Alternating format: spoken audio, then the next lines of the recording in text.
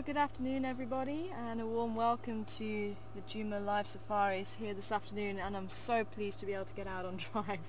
Had a bit of a comedy of errors this morning, and as soon as we were able to actually sort out the internet issue, the rain came in again, so unfortunately we weren't able to go out this morning. But I did hear the cubs were out and about on Sandy Patch again, and I have heard since that they were still on there probably about an hour and a half ago, so we're going to have a look around there, see if we can try and relocate them. I'd love to see them. Haven't seen them for about a week or so, so it'd be nice to catch up with them. Literally just as we went live, we just heard that there's two leopards north of Buffles Hook Dam in Buffles Hook. Unfortunately, I don't think we're going to have a view of them, but apparently they are in the middle of mating, which is fantastic. So I'll keep my ear to the ground, see if there is going to be a visual for us at some stage. Maybe they'll make their way back down towards Buffles Hook Cut Line. I'm really hoping so. I'm not sure who it is at this stage. I think the person that called it in wasn't sure either. So there are a couple of guides going over there who can go into that area. So I'm hoping they'll be able to give us a little bit more information, so keep your fingers crossed. My name's Tara, joining me on camera this afternoon is Mark, and back in final control is Sebastian. And as I say, the sun is shining. There is patches of blue, although I think there may be another storm on its way. There's a lot of warm wind, the berg winds, and quite a lot of cloud starting to build up again in the south. So we may be in this cycle at the moment where the sun comes out in the afternoon, there's still a lot of moisture around, and the storms start to build again. But we've been going through that cycle for about 4 days now, something like that. So let's see what tomorrow brings. But less of that, let's jump aboard and see what we can go and find. Although we do need the rains. This is the rainy season, we do need the rains. The rains need to fill the dams, get the rivers flowing, allow fish to move from dam to dam. Maybe even see if we can encourage a crocodile back or two.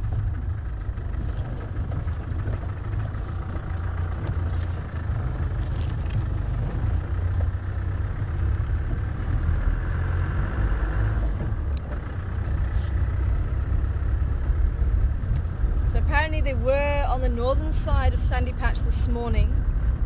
They made their way down to the southern side of Sandy Patch about an hour and a half ago, according to some of the lodge staff, and they actually saw them.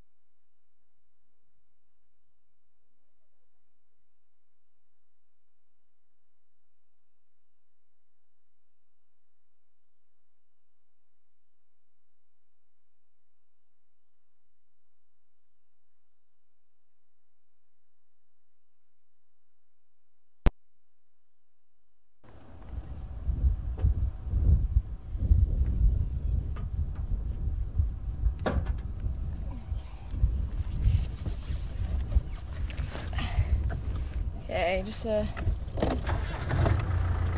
loose connection to the camera, I think.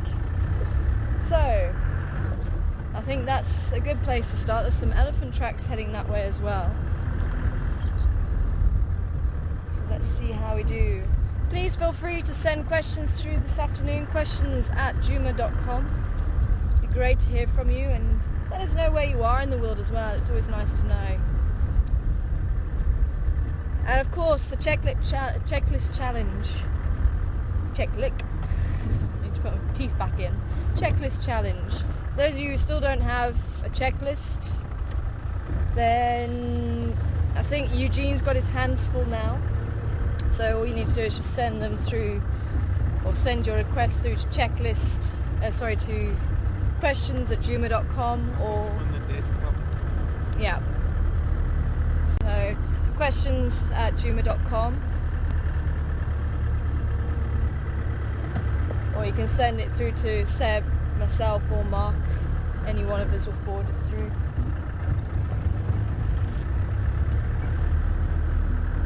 And if you do still want a booklet, then just let me know. Or let any of us know, should I say.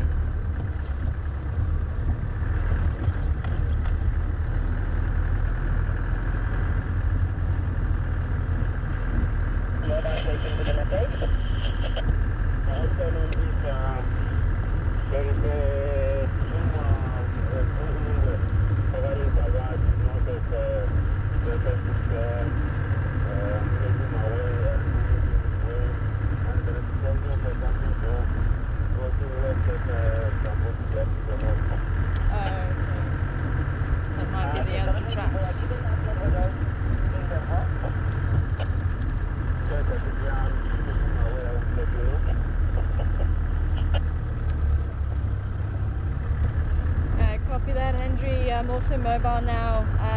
If it's on our property, could you let me know? Because I'll be quite interested in that as well.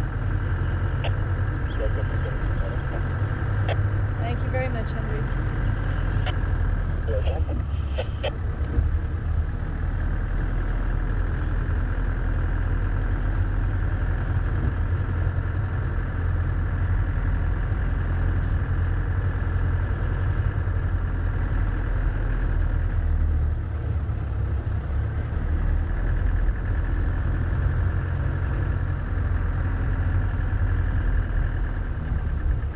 Day for the reptiles to be out as well. But let's see. There we go.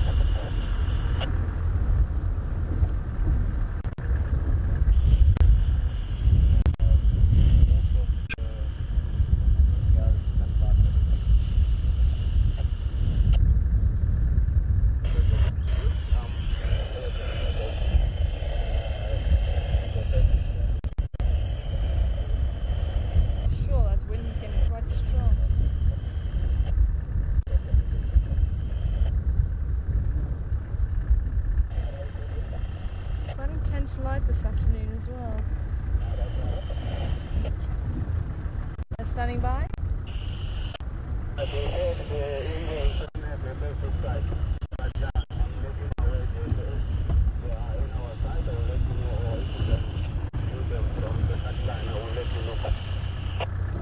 Thank you so much, Henry. I appreciate it.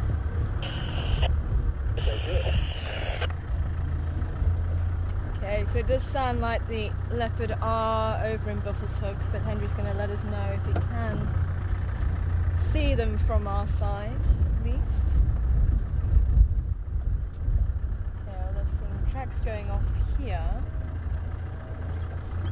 So I wonder if the cubs were actually around this little spot here.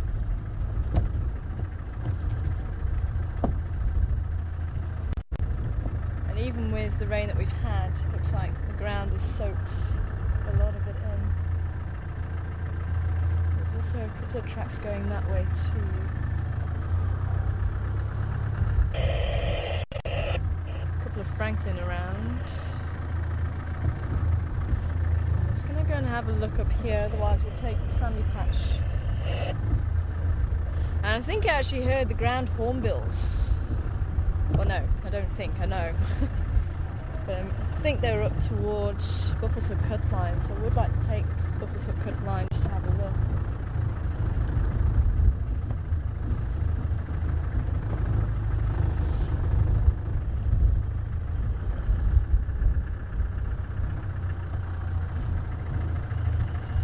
So nothing coming here.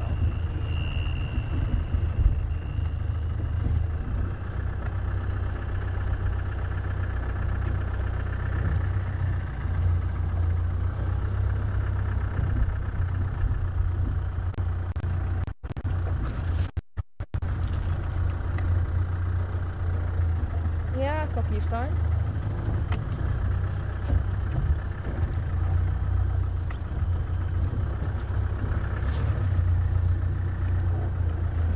Hi Julia, good to hear from you over there in New York. Welcome on board this afternoon. There are some more Ellie traps going in that direction. Wanting to know how old are the cubs and what are their names. They will be coming up for a year mid-November. That's when we think they were actually born. Around mid-November. And the little male is called Shivambalana. Tell you something, it took me a little while to actually get my tongue around that name. Once you pass the V, it's alright. Shivambalana.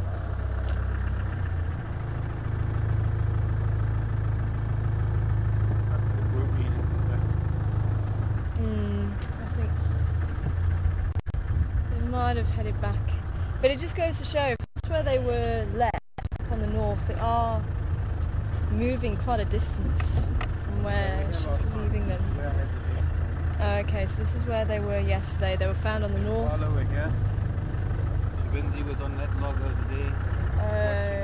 Okay. Late last night, the Impala was still here. It's funny actually, when we were watching it looked like they were on the northern side. So they went up and came back then. He was first found on the other side of that movie. But they were here all day yesterday.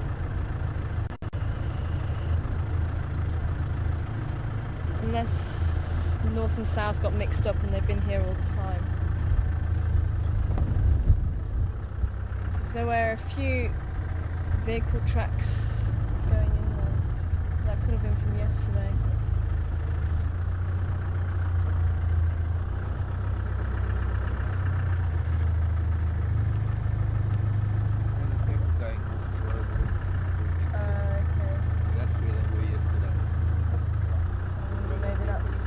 Where they're going, and that's going towards the Weeping Worbeen, is it?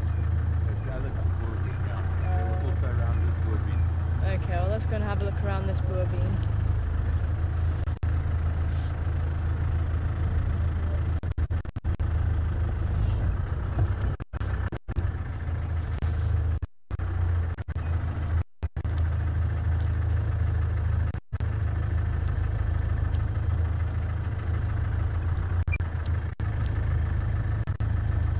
So little Shivambalana, little male, and Shivinzi is the little female.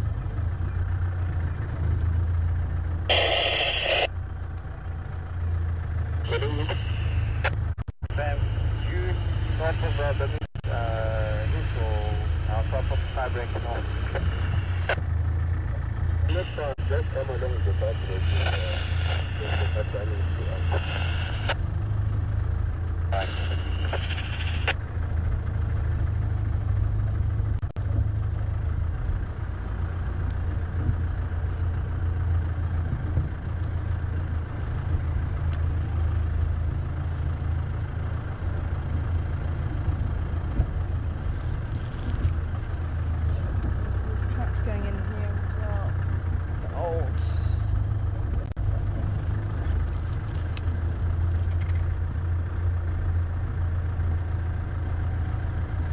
Hi Stacey. Good afternoon to you. And good to hear you're on board this afternoon. Must be very late there. Welcome on board. I'm wondering if it could be Karula that's mating. Would she mate while she has the cubs? I wouldn't have thought it'd be her. I'd be very, very surprised. She hasn't really shown any signs of trying to entice a male to come and mate. She has. I mean, the cubs are still fairly young. They're still dependent on her. Even though they are sort of starting to go through the motions of trying to hunt large game, they still haven't got the confidence there yet. They're still, as far as we know, they don't seem to have caught anything big, but they probably would have caught something small at least.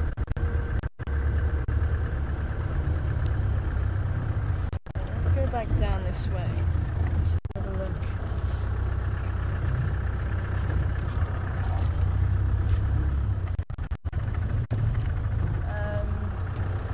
Yeah, as I say, I don't think it will be Karula, to be honest. I'll be very, very surprised if it is. But hopefully when the guys get there, they can actually tell us who it is.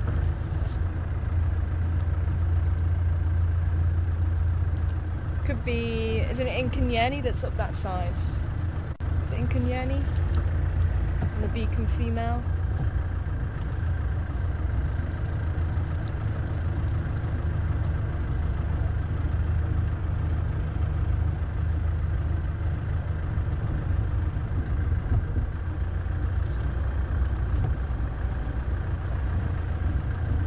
She was, from when she actually had the boys to when she started mating again, they were a good 2.5 years old. Actually a little bit over 2.5 years old. Probably 2 years and 9 months, because it was August. But I think they were probably about 2.5 when she started.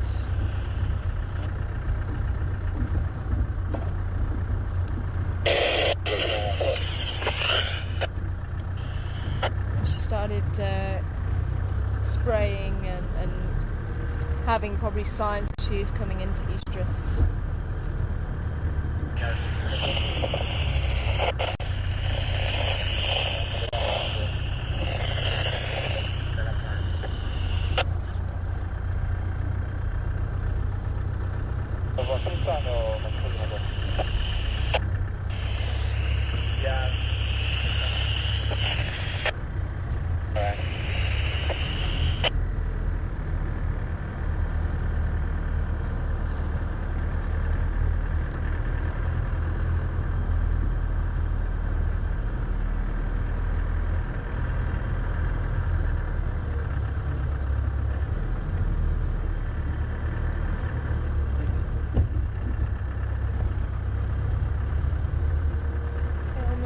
Check down this. This is obviously where everyone was going in. Okay,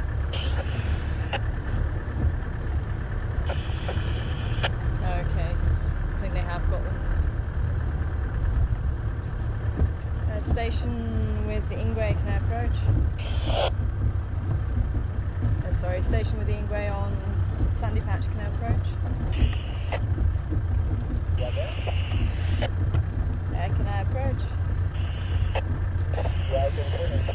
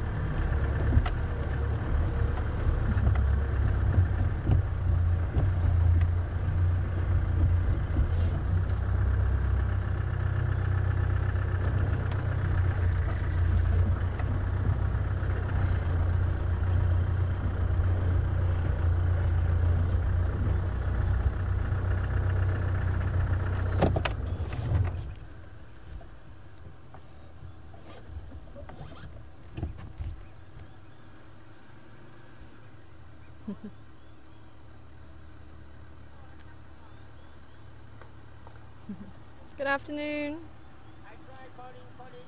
Yeah, I think the radio was very dodgy down that side. Thank you though. Alrighty.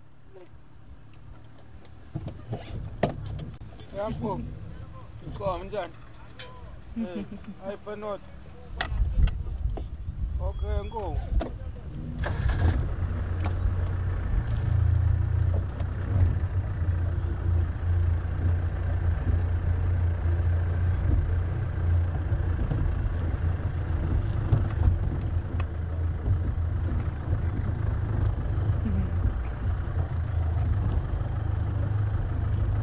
Well, if I haven't said the name, I can't remember if I have or not.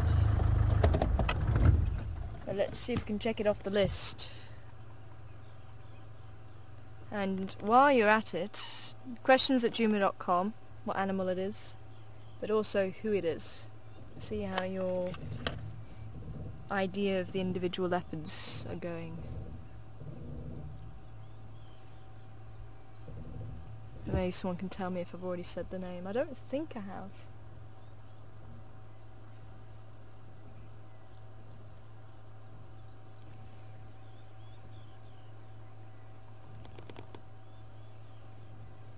Here's the other one.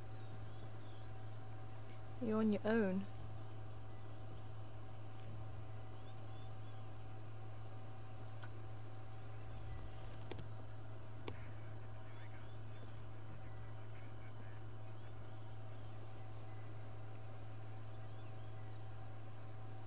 Hi Fran, over there in Oregon. Good to hear from you. I'm wanting to know how the names came about. Well, certainly when they were younger, that their characters were starting to come out, and we started seeing them probably when they're about 6-7 months old. We started seeing them a lot more than when they were very young, and the little girl seemed to be quite bold. You know, she was quite adventurous. Where Karula was leaving them, she would actually wander quite far. So that there seemed to be this, let's say, boldness about her, and that's what Shavinzi actually means, is bold. Now, her brother Shivambalana was a little bit more cautious. He's very much a mummy's boy. As soon as Karula shows up, he's all around her, and you know, to the point where she'll turn to back off a little bit. Usually the first one to respond when she's calling them. On a few occasions we've actually seen her calling, and he's usually the first one to respond to her calls. And Shavinzi will take her time. She's probably a little bit further away and she just doesn't hear her. But when Karula goes back to the spot where she left them, he's usually not too far from where she left them.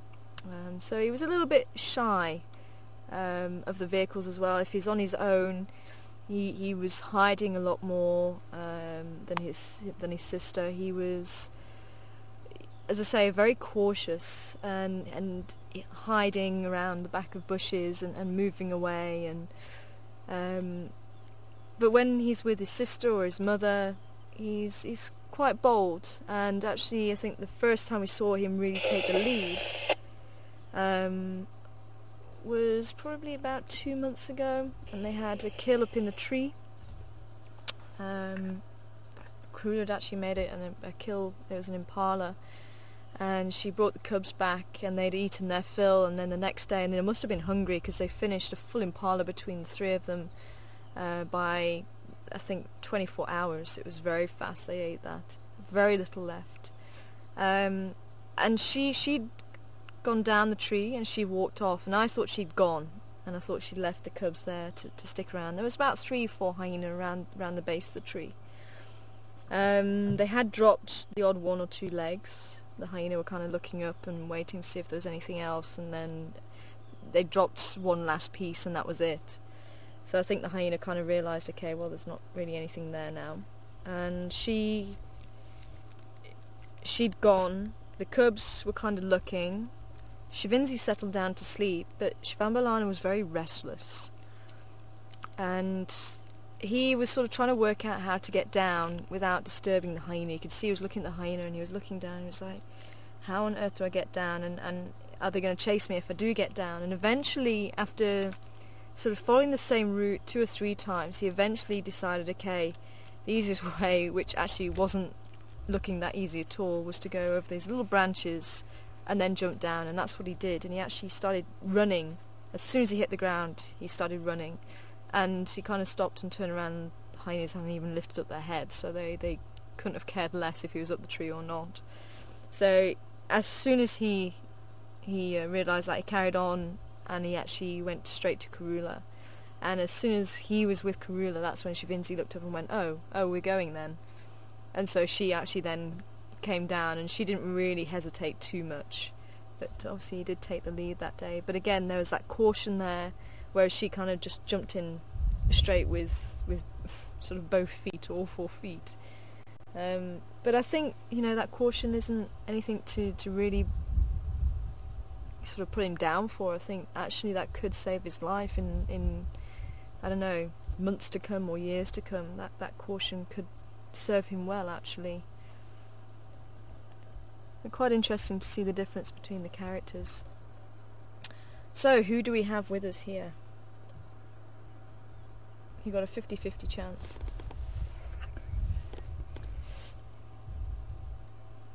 Both.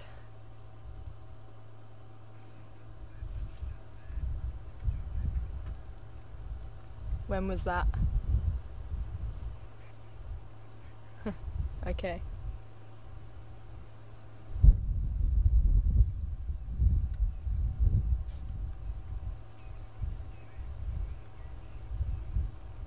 Roy, well done, Shivambalana. Who else got it right? It is Shivambalan, the little boy. King Alan. Binky also got it right. Dr. Rita. Minerva. Oh, no. Oh, sorry. Oh, Minerva saying Shavinzi. And MJ. Also coming back with the right ID. And Vivian as well. Well done, guys. It is the little boy, and you can see a lot more relaxed with the vehicles. He's starting to realise, you know, the vehicles, he doesn't need to worry about them too much. But I do wonder where his sister is. I think I might have said individual leopards somewhere on the line, so I can't take the leopards this time, unfortunately.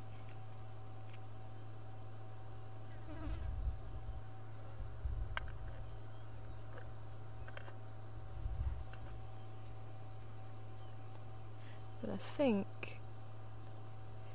Where was Shavinzi seen from here? She was seen further up that way. We would have seen her if she was around there, hey? Shavinzi from yesterday, yeah. They were both here. She was in there. And the tree in there, and they both ended up over there where I showed you with the impala. Oh, okay. And they've all been all around. They were obviously waiting for her. Yeah. Obviously also too intimidated by those impala to do anything, especially that ram, the way he was behaving. Because late last night up and the impala hadn't moved, and they were still, the impala was still snorting at them. Oh, okay. Okay. So she There's a termite mound there. Maybe let's go and have a look. She might have. If somebody saw one of them south of the road, could be there. She could be anywhere in a 200-meter radius. Yeah. But similar to yesterday. Yesterday we saw him. She was hiding, and then she came out of hiding to join him when it started getting cooler. I'm going to just check out that termite mound just up ahead, see if she's around there. Otherwise, now we know sort of they are around here, I think we'll continue on. We'll go and check out on Vubu Road, because apparently no one's checked out on Vubu Road there. And just see if there's any tracks of where they might have gone to. And I'll keep my ear to the ground about the other leopards.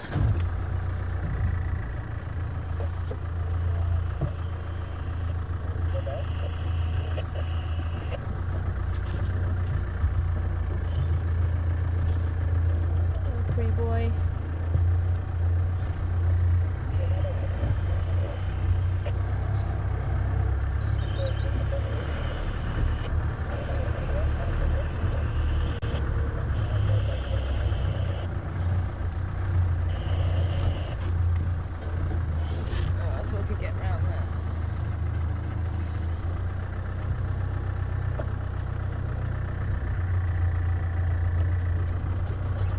There's not much of a breeze actually in this little area.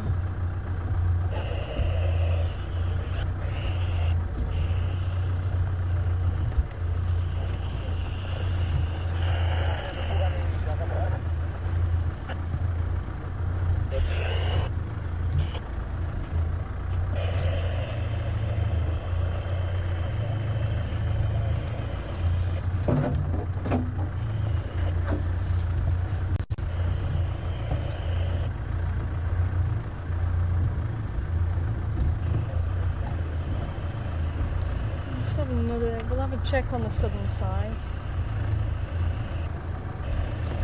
This is quite a nice little shady spot.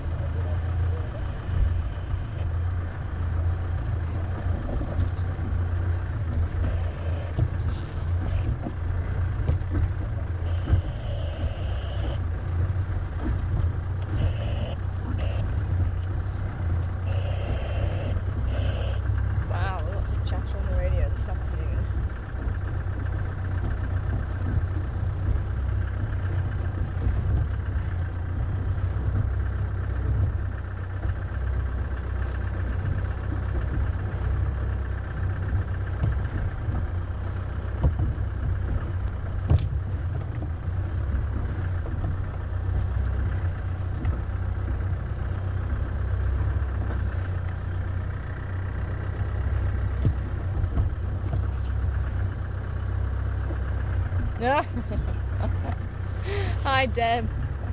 Hope Florida's a little bit warmer than it was yesterday. Apparently starting a new fashion. I know, I just decided to change it. It's still a little bit wet this afternoon.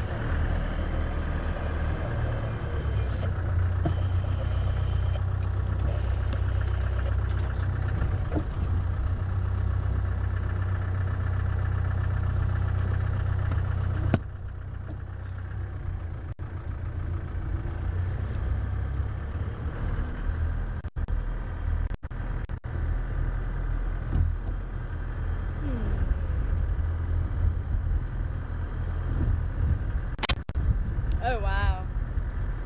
Hi Julia. Good afternoon to you as well in New York. Saying it's snowing over there. It's so I can't get this is when I really can't get my head around it, when we've got incredible temperatures here in South Africa and then other places have got snow. It's just it's amazing, hey. So maybe she was this side then, if there's a couple of tracks going here. Let's just put our nose in here and just see if we can see her. But wondering if we ever get hail or snow. Hail, yes. Have known hail here in South Africa. Especially when the clouds turn pink. We do get a bit of hail. Snow, not so much, but it has been known to snow. Joe Berger's had a couple of centimeters before, but not sort of sticking around like it would in New York or even in Britain. Also there's some tracks just here of the vehicle, so I think she was possibly this side. I'll say she does like to wander.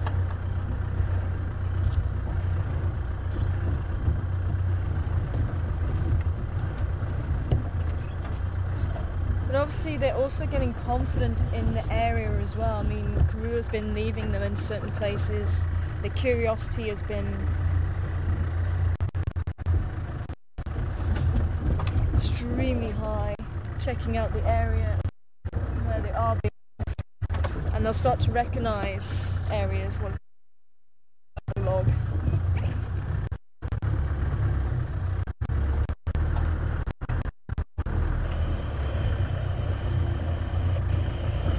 I mean, we actually saw Shivambalana a good kilometre.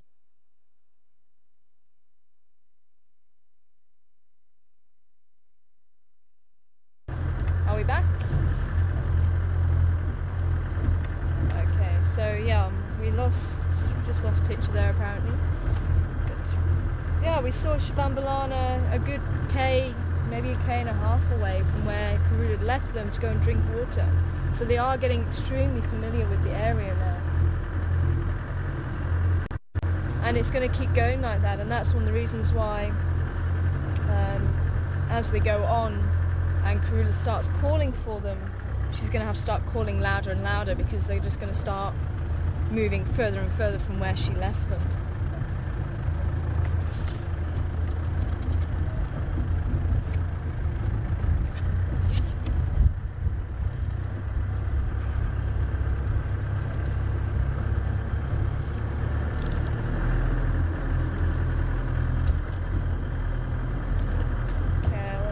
Just have one last look for anybody who missed Shivambalana.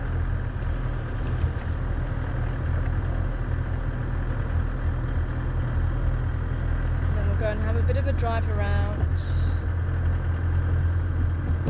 see if we can see anybody else this afternoon. And so we'll head up towards Buffers Hook Dam to see what is going on around there, and then come back a little bit later on. Hopefully he's not going to have moved too far. It's always a dilemma that you sit with when a leopard is snoozing, because the leopard can change at any moment. They can become an alert cat. Let's say she could be Shavinzi pops out of the bush again, comes to join him. Could be a herd of elephants walks through here. Anything is possible. Absolutely anything. That's why it's always a debate. Do I stay or do I go?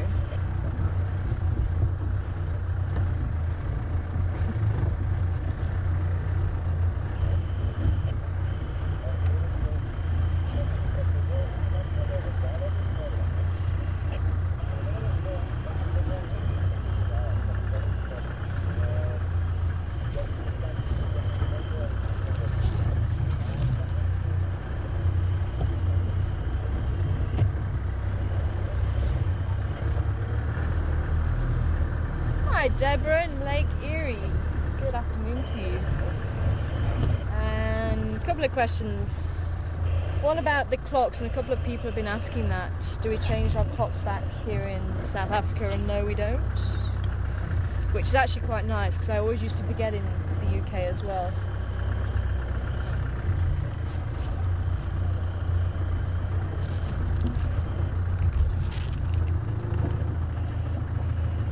See him past the grass there, actually. A bit more. So you're getting into the clock changing tonight, apparently. I say, I'm very grateful we don't have to do that. And also, would the female be that far away from the male? Because it looks like we've driven quite a distance from him, and we've kind of done a bit of a circle around him.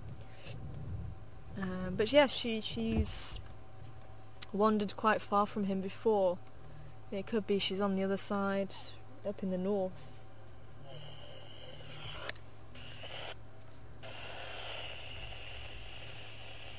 Could be she's just lying flat and we're just not seeing her.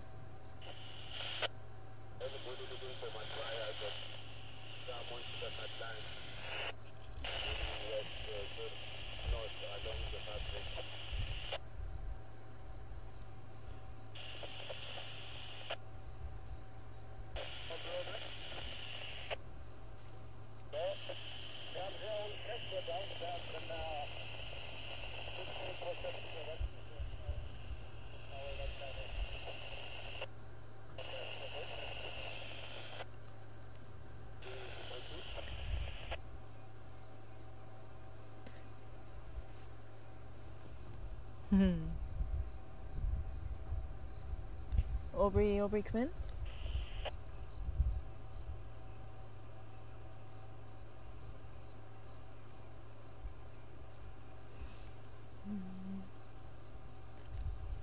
Radio is a little bit scratchy this afternoon.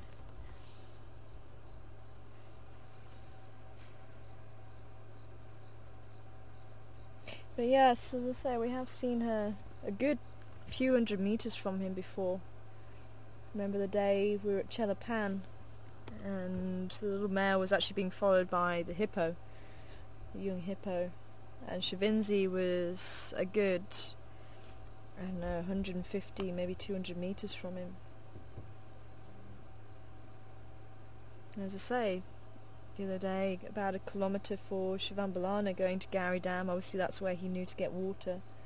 Well, I'm saying obviously, could be any number of reasons why he was there, but possibly that was the reason, was the water. And she was down on, or just opposite Impala Plains. But he made a direct beeline to where the Karula and Shavinzi actually had been seen that morning. So it wasn't as if he was left behind, because otherwise he wouldn't have made a beeline that way.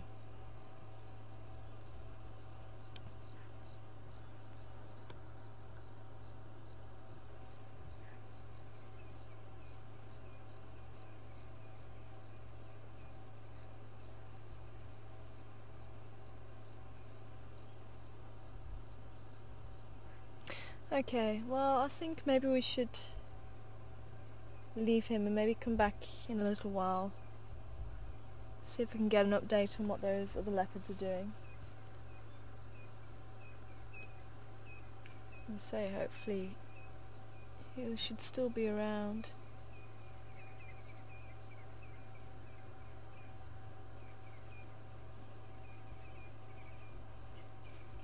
As much as I don't want to leave him, but I think we will. For the time being.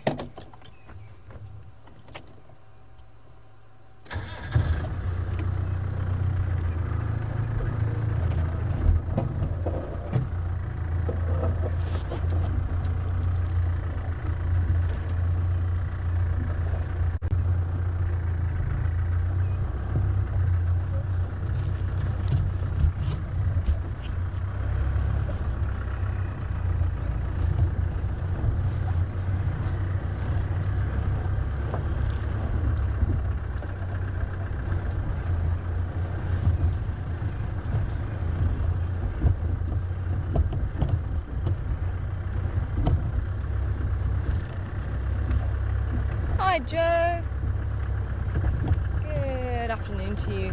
And I thought I had replied to you, Joe, but I'll just check the emails again. I don't know, did you get Joe's email? I did. Okay, Mark's saying he did as well. Thanks, Joe. I only got fast reading emails. I haven't started replying. Now the next debate is, which way do we go? I think let's go maybe Sandy Patch and along Buffers of Clipline. Maybe. Could even be that she's just in here. Oops. Why is that always?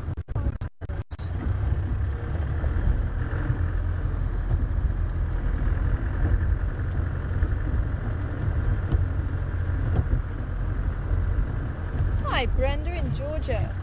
I'm jumping all over the US at the moment. Great to hear.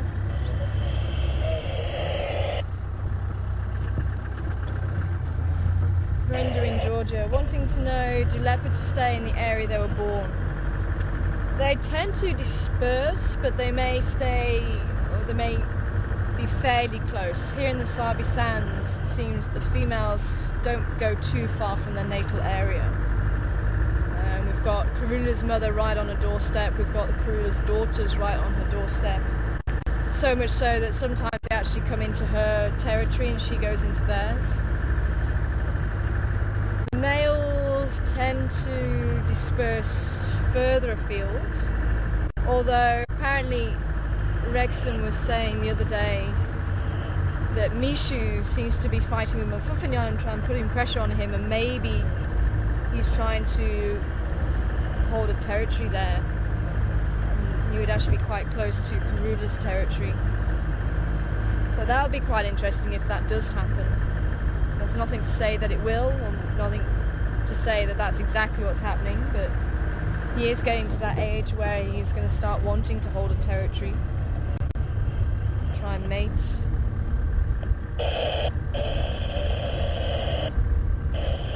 But that's usually nature's way of actually dispersing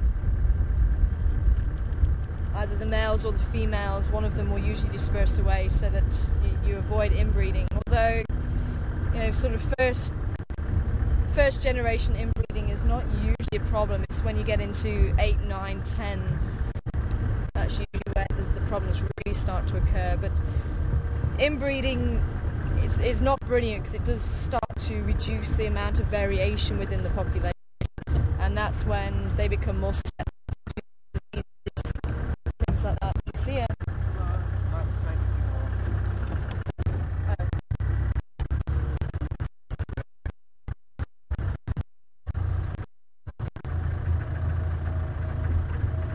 Oh, nice.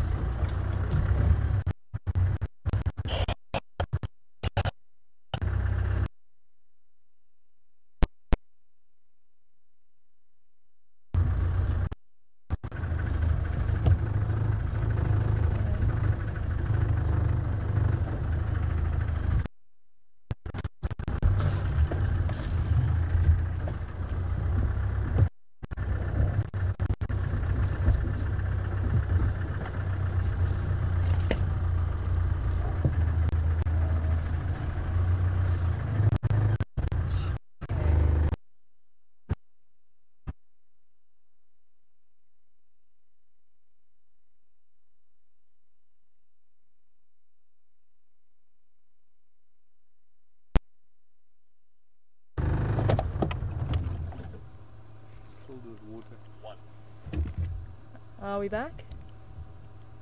Yeah, you're back. Okay.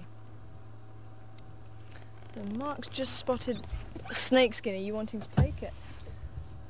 It is filled, I can see. The rain has filled the bottom.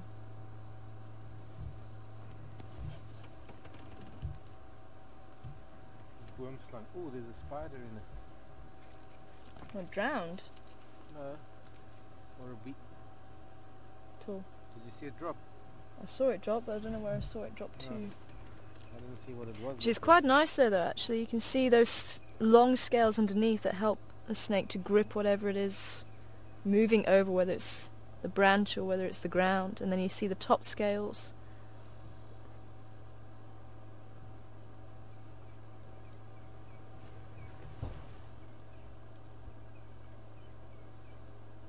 Yeah, this thing kills scales. It's not focusing too close for some reason. Yeah, there we go. So not smooth like a cobra. No, they're not killed, but it is definitely a boomslang. Maybe it's a mamba actually. So it's a little bit high in the tree, so that's why I've just parked underneath it so we can get a nice view of it. Sadly, no head by the looks of it.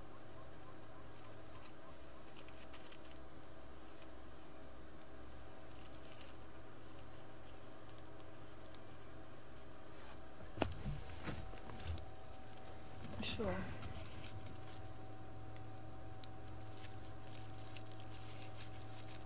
It's almost like it popped out this side. Actually it does, it's slightly brown on top. It's mamba. Yeah. I'll take it.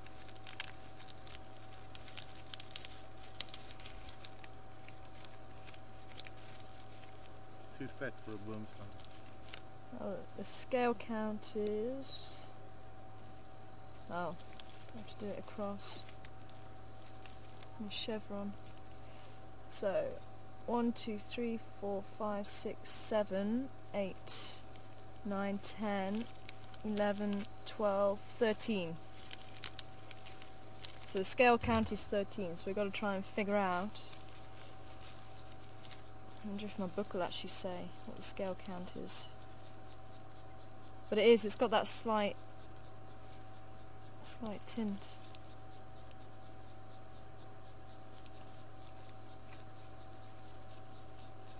You reckon Mamba now, I hey? must look closer now. But, it's a little bit too big to be boomslang. I suppose that slight cut. No, I suppose The thing is, it female. does look like a little bit of a stripe in it, which makes it could be a slouched cobra. Let me just see if it does have.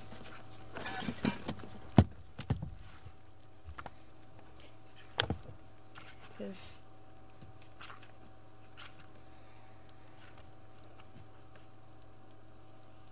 see. I make 14.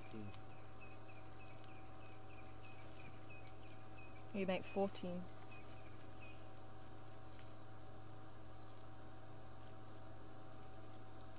Well, it's got to be symmetrical, so it can't be 6 on one side and 7 on the other. I must have miscounted then.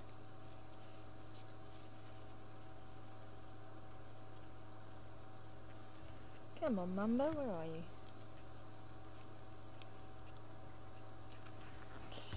What does it say? Well, there's 50.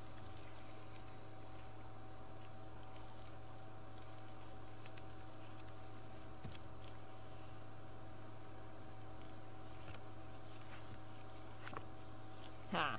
Okay.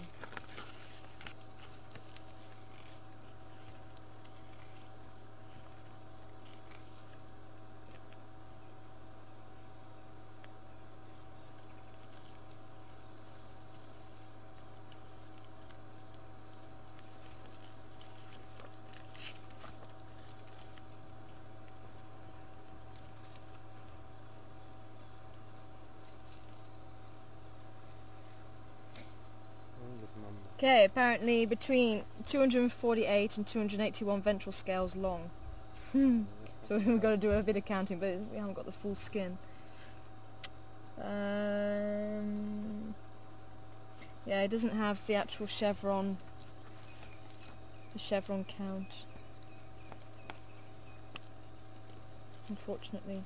But that's one way that you can actually identify snakes. Is you take it from those long scales that I was showing you on the belly, and you do the count like I was doing, so you go up into a chevron, or you can go straight across in a diagonal, and those scale counts should help to give the ID on the snake. There you go. You want to turn it back the right way around, not inside out anymore. Okay. Oh, that's why I was missing one. So yeah. So there you go, there's the, you can see the difference quite nicely there. So these are the scales that are underneath the body, and these are the body scales. You can see a big size difference there. And snakes, it depends on how much they eat, and how often they eat will dictate how often they shed their skin, or slough their skin as it's called.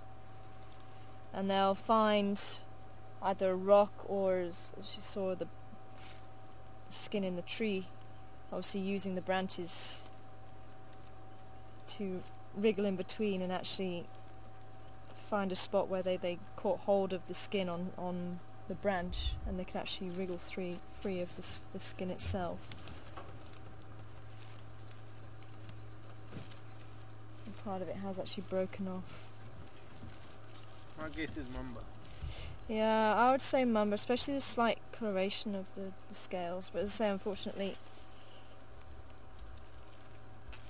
it isn't my strong point, identifying snake skins. I'll check it against my Mamba skin. Yeah. Okay. Definitely a good spot.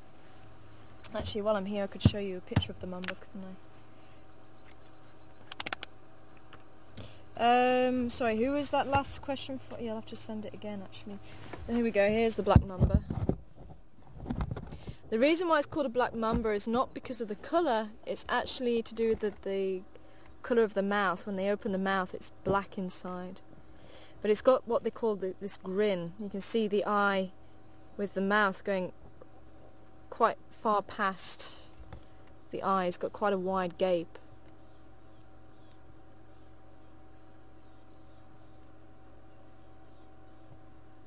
The smile of death, and actually on top he actually looks like his head is a coffin shape, which is quite an interesting one. I don't think they've got a picture. No, it's a shame they don't have a picture of the black mouth. But they were able to actually stand about 2/3 of the body off the ground.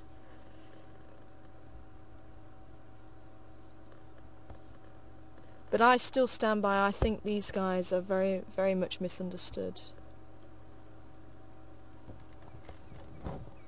They're this beautiful grey colour, and actually if you have a look at the scales they do look fairly similar to what we've just seen, and there's that slight coloration.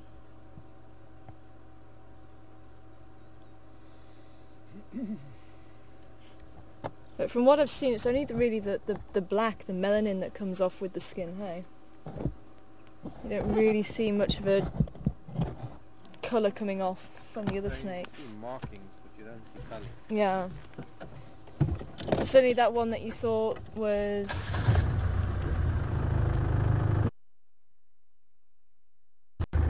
So actually after you showed me the vine snake, after showing me the vine snake you could see the black in places where the vine snake is black, which made it not a vine snake.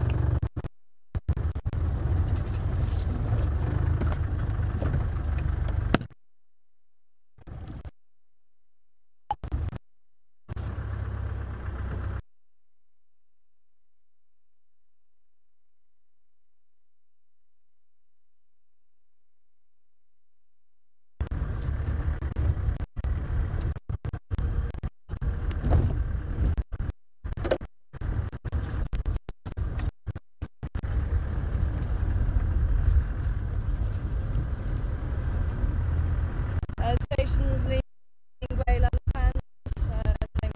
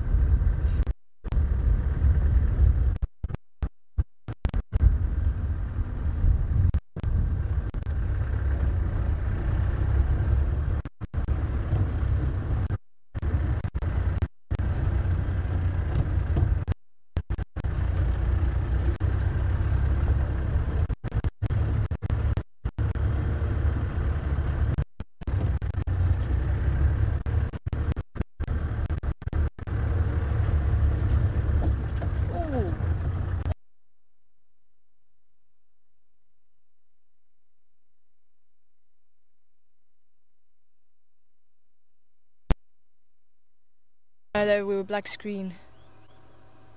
There's... oh, it's still black screen? Okay.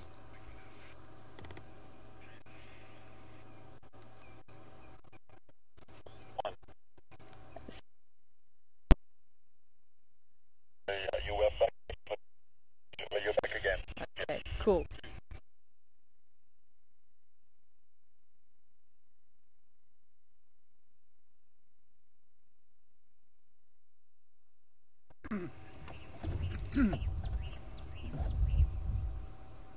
Oh, there's another one down the base. Oh, there's it. Oh, gone.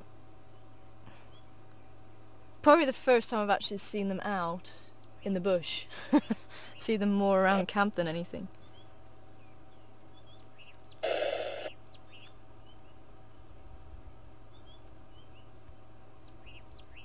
Quite interesting to see.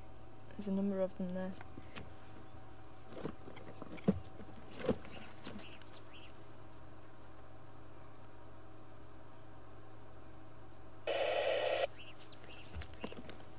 I'd say, judging by the size of them, probably hatchlings. Because the adults can get probably about twice the size. So questions at juma.com. What animal is this? Yeah, you see this? There's a big one. Although still not as big as what I have seen them.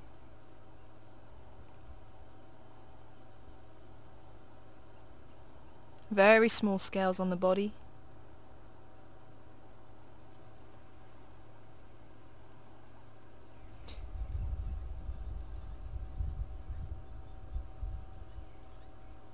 Gives them that beautiful shiny effect.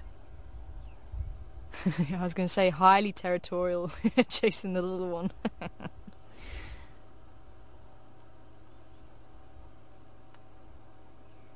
I've seen these fighting on windowsills actually, and they can get quite vicious with each other.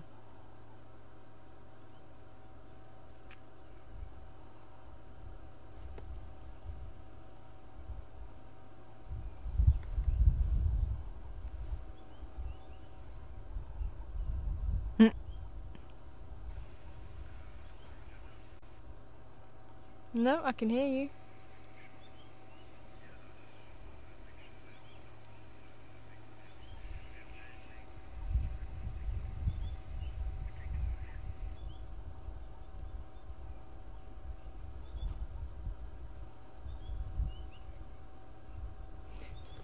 Let's see what they've got it under in here.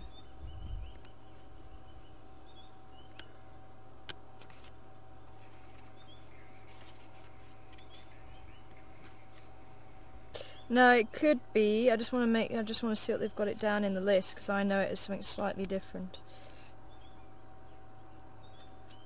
Striata.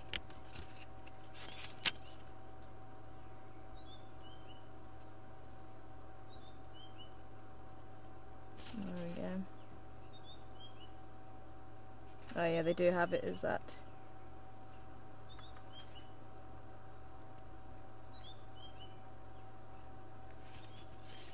So, MJ, I just wanted to check, because I know it as... There's another species. Oh, there. Now that one I've never seen before. That one's going to be quite interesting to identify. Actually, the tail looks quite rough.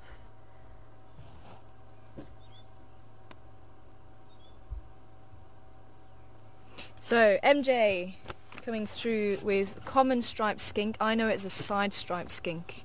I think it'll be the same difference. That's why I just wanted to check what they had it down in the checklist. So common striped skink, a beautiful barrel-shaped body.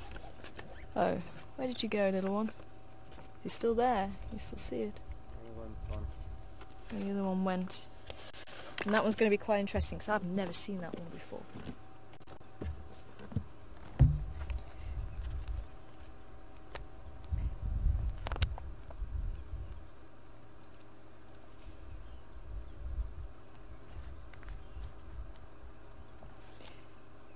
But I do...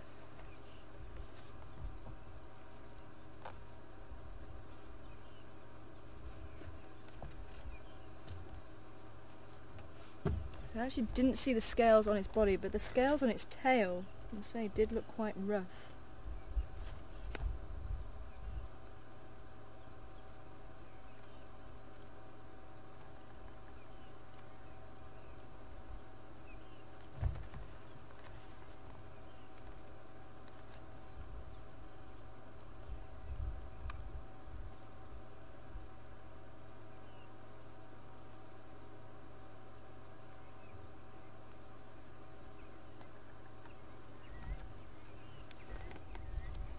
Doesn't come out again.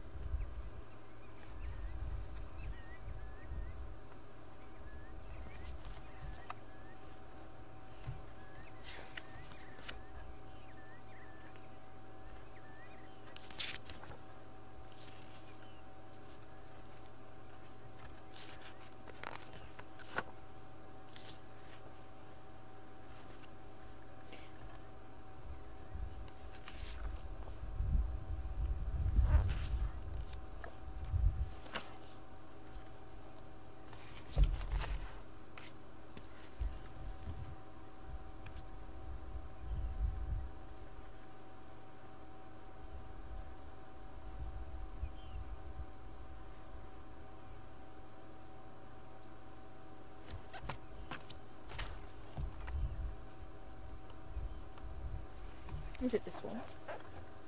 No. No.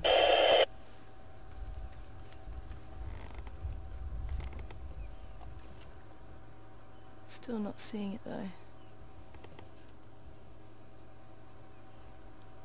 though. Okay. Well, I think we'll keep driving. So this one's going to be a new one for me, so I'm hoping someone's going to be able to ID it. I didn't notice how long the tail was to the body. I think it was probably about the same length as its body. Oh. I was going to chase off the little one, but obviously I had another plan in mind.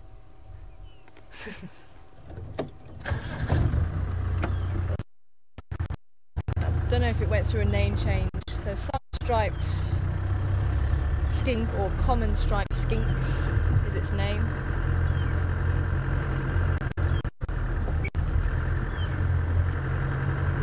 And the second one, I'm going to have to rely on Mark to make sure that we get the right ID here. Or if somebody got a screen capture, it'd be nice to actually have another look at it. I noticed not too much coloration on them. Fairly pale. One or two light stripes, but not as bold as the striped skink itself. I say the roughness of the tail.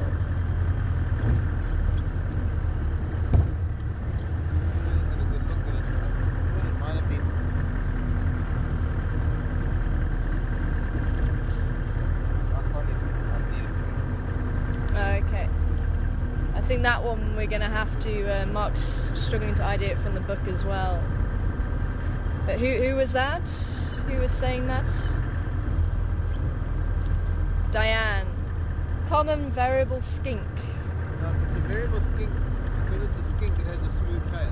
At first, when I first saw it, I thought it was a variable. Okay, so Mark's saying when he first saw it, he also thought variable, but the skink does have the smooth tail as we saw in the other one. Unless I was seeing things, but I'm sure I wasn't. I'm sure I was seeing that rough tail.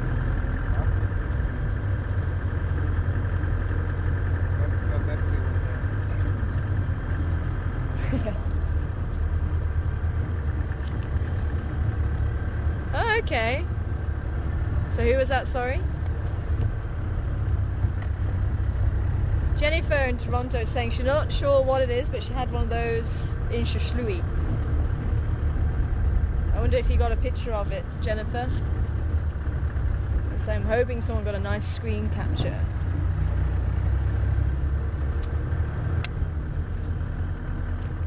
Cape girdled lizard. I thought it was a girdled lizard. So Mark's saying he thought also girdled lizard. I'll have a look just now.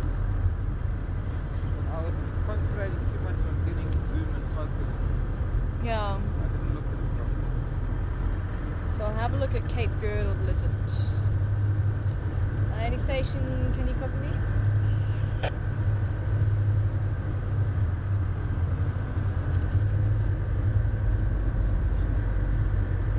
Is there any station still with the two Ingwe north of Buffalo?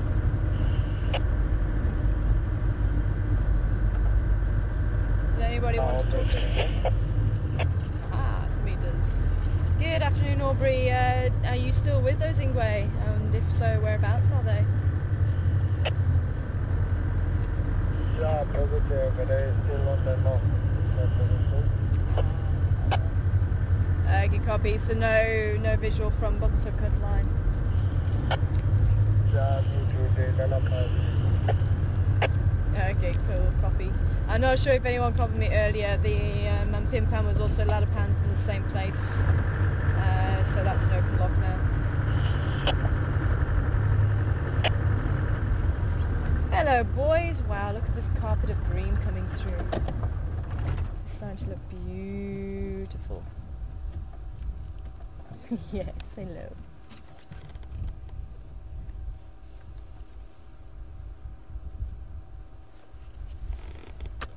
Okay, so unfortunately the two leopard who are mating are actually on the northern side. Oh dear, never mind. So we'll have a little bit of a drive around, then we'll head back to Shravambalana, and hopefully he's still around. But I want to try and head there just before it starts getting a little bit cooler.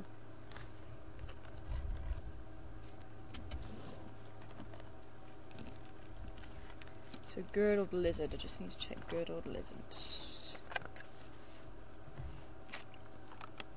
Cape girdled lizard. I'm not sure. I think the scales were keeled, but I think maybe not as much as that. Sorry, Seb, go ahead. But that is a possibility.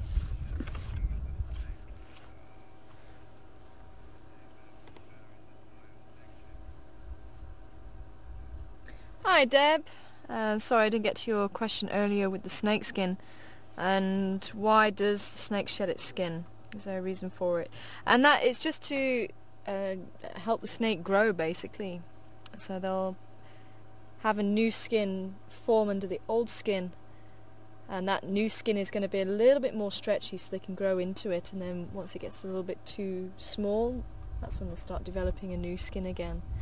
So when a snake is ready to slough, they'll actually turn this pale colour, almost creamy, and the eyelids also go creamy, and the actual scales on the body go quite dull, and that's when they are ready to slough. And at that stage they're actually quite grumpy. You don't want to be messing with a snake that is ready to slough, because you know, they sort of almost become blind, and they have to really rely on their sense of smell and their feeling the vibrations. So especially if you've got a pet snake, that's the worst time to handle a pet snake. You shouldn't handle a snake that's just about to shed. But once they have shed, they've got this beautiful new shiny skin, and they are just stunning.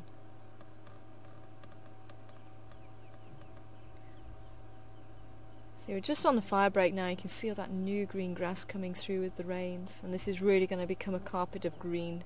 It's getting there slowly but surely. I'm possibly going to be seeing other animals along here as well. A small bachelor group of impala.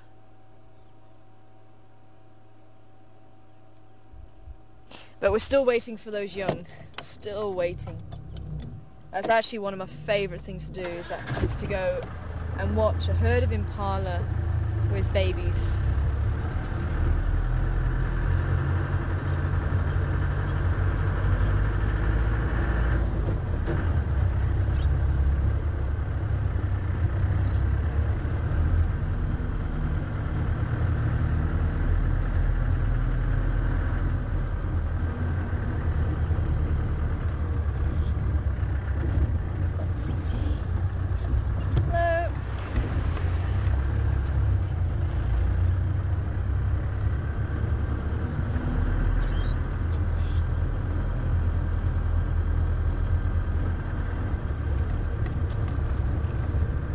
Julie C, MJ, thank you so much for the screenshots. We'll definitely have a look when we get back.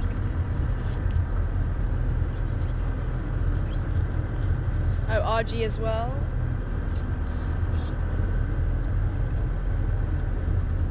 And Shirley, thank you so much, guys. We'll definitely have a look at those when we get back. See if we can get a positive ID, and if anybody has come through, then I can tick it off. We shall see. There goes the elephant tracks.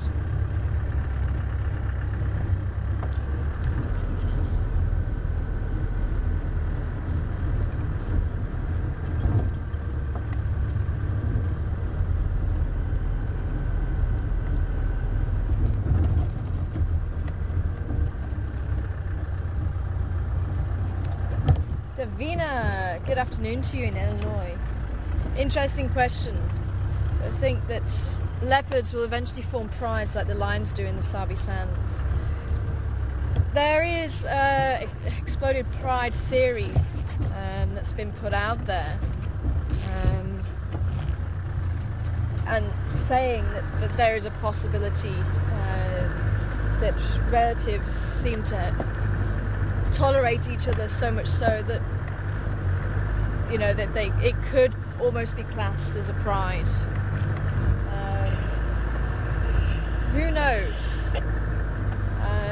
I mean, that it could happen, and they could learn to pull down larger prey. Cheetah, male cheetah.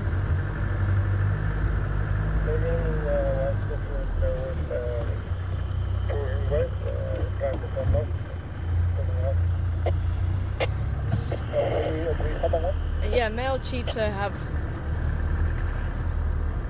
learned to work together in certain areas, and they'll hunt together. 3 or 4 males. I mean, there's a coalition of 4 that pull down waterbuck. The tigers over in Rathenbone Park have actually started cooperating, and they start to work together and pull down Asian buffalo, much in the same way as the lions do the African buffalo. So there is a possibility that behaviour can change. There's no rule book to say that they can't or they won't. But every animal that has a role to play in society, and where you get animals that may eat similar things, they actually occupy a slightly different role in that area. So having hyena, lion, leopard, wild dog, cheetah all in the same area, and they do get along, as in they don't outcompete each other. Each one will be going for something slightly different. Each one will be specialising in something slightly different. Now, if you take one of those predators out, then someone else might actually fill that gap. So if you took say cheetah out, for example, you might find leopard may go for more impala, or they may go for something else, so they'll actually close that gap. If you take another one out, then you may find another predator will close that gap. So there's always someone sort of waiting in the wings, and that's why in different areas you may find animals eat different things to other animals in other areas. You may find they have a slightly different diet. So there's a lot of factors involved. But it could be, if there's a lot of leopard in the area and the pressure is on, one of the ways to survive could be to band together and actually hunt larger prey.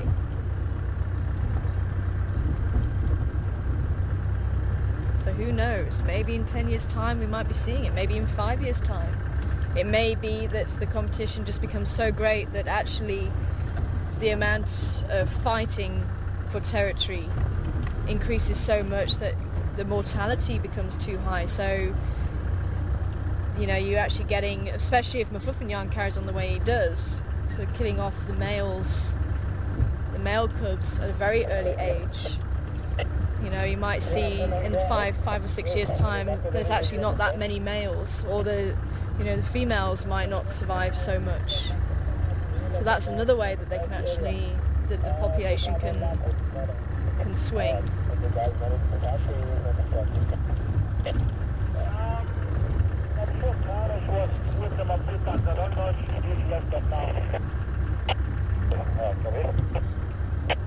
Station's looking for the Mumpimpan. I did leave them probably about half an hour ago. Still Lalapans. There was only the one that was there. Same place this morning, I believe. Was it Shivambalana. Yeah, I'm gonna be heading back that way soon. Just having a bit of a drive around. Oh, sorry. Yeah, it was Lalapan steam.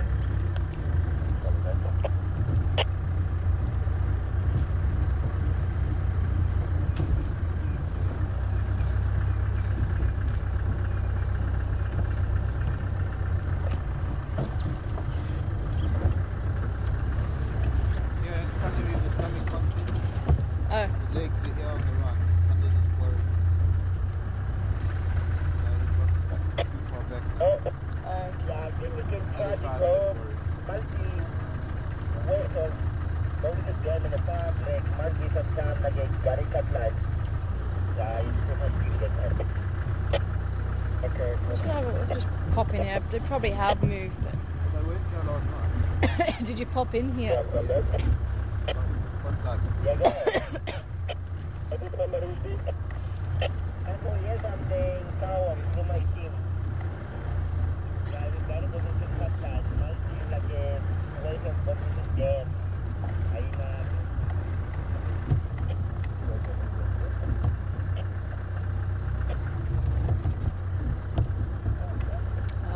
Okay, thanks RC. RC's saying the only one on the list is a John's girdled lizard, and it does look very similar, so he thinks it's that one.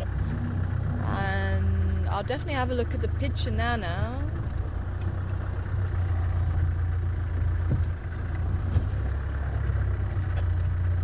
But I think you could be right, and that's one of the ways to do it actually, is take what's on the list first. Oh, see the legs there. Not too much. Only thing is that the girdled lizard that does occur there, far more girdled than that one. That one's only the tail. Yeah.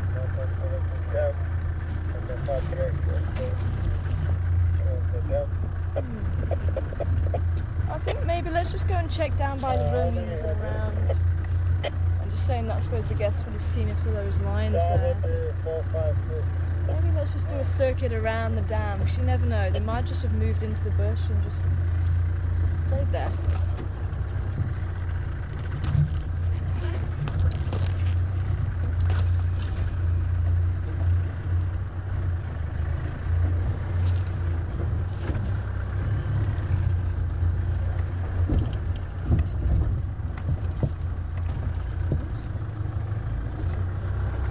Sworn there was nothing there. Oh wow.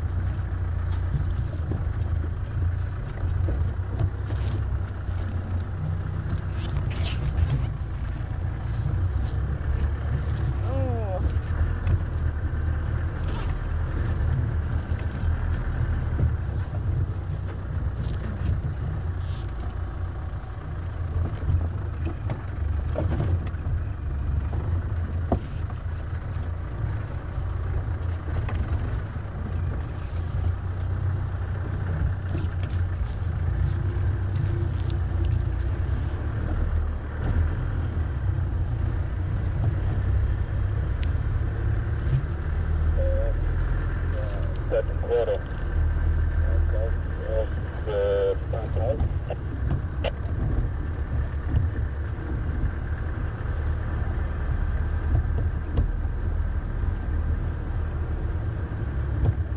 Looking for maybe a leg up in the air.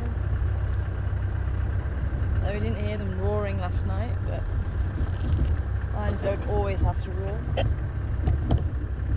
don't know, apparently no one's checked this area, so I think it's just worth just having a bit of a drive around. You never know.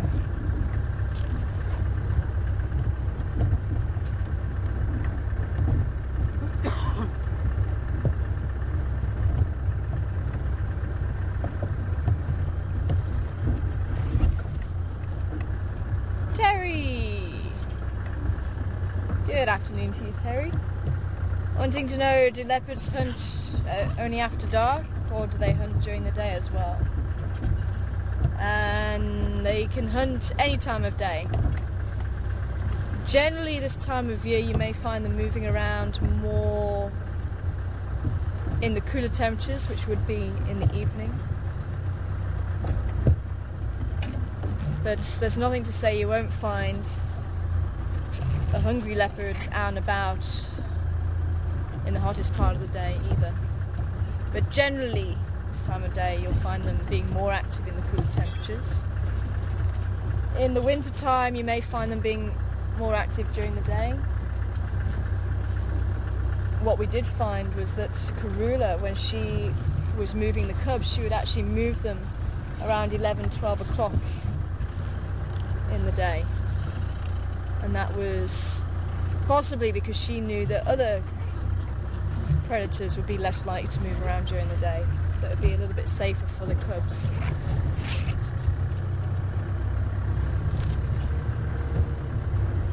But yeah, highly opportunistic.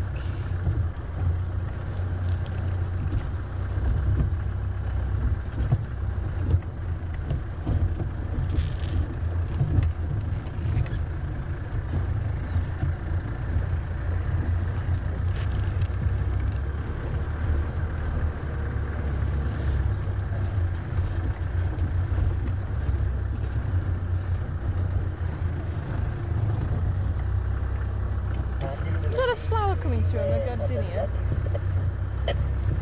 There it is. One hasn't got flowers yet.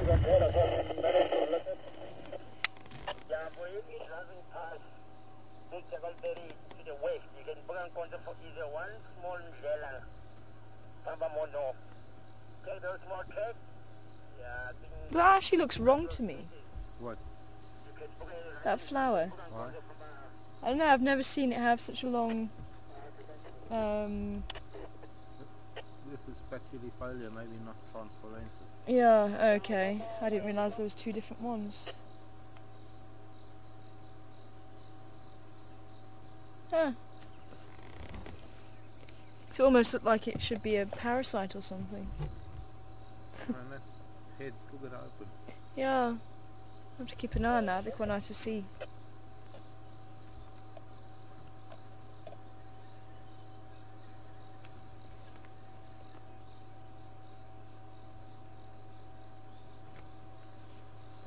So which gardenia? Spatulifolia. Spatulifolia. Okay.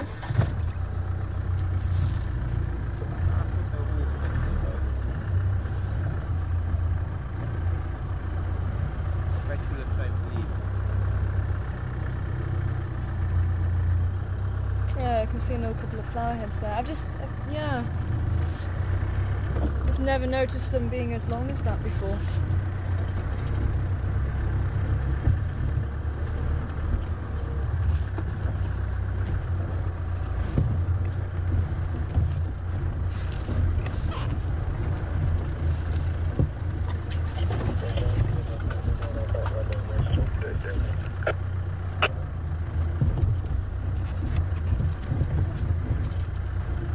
Sorry, last station, can you send again? Oh, can you grab that bird for me, please? Could you get the bird for me, please? Sing right on the edge of the branches there.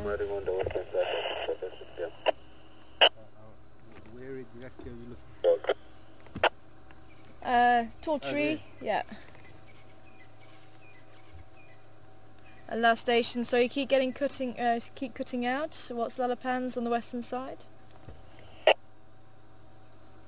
Nothing but monkeys calling what's inside of the dam wall. Okay, copy, thank you. So there we go, there's our third ID for the afternoon. I need to look up John's girdled lizard. John's girdled lizard. Apparently that's the one that's on the checklist. Don't even think I've got it in my book. I'll have to get my other book out. Oh, Jordan's girdled lizard. Could be actually. Oh. Hold on a minute. Jones is girdled lizard, not John's. I'll have to have a look. My book doesn't have it. But if it's anything like Jordan's, it could well be. It's got quite a rough tail, but the body looks keeled, but not as heavy as the other girdled lizards. But Jordan's is restricted to central parts of Namibia, so that's why it won't be Jordan's. Thanks, RC. So I wonder who's going to come back with this beautiful bird. Looks like it's been splattered with paintbrush all over. A lover of termites. I've seen it around a number of chimneys where the termites start to emerge.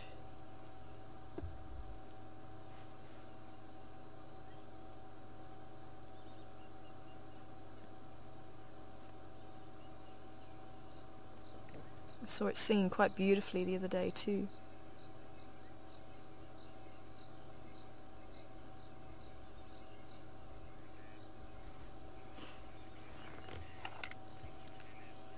King Alan Hewitt. Thank you so much, King Alan Hewitt. Crested barbet. Indeed it is. A crested barbet. I need to find my barbets now. And Josie Jones and Laura. Also getting it right. Thanks, guys. Nice easy one. Nice colourful one. And nice of it to sit around for us.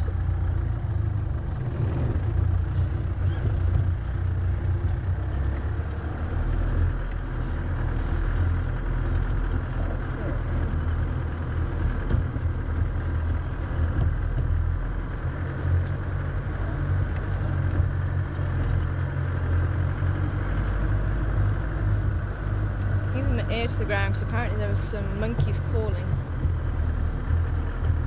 down towards Buffelshoek Dam.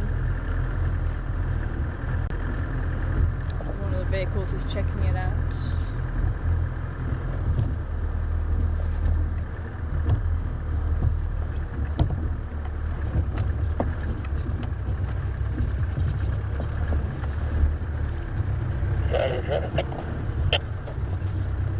Oh.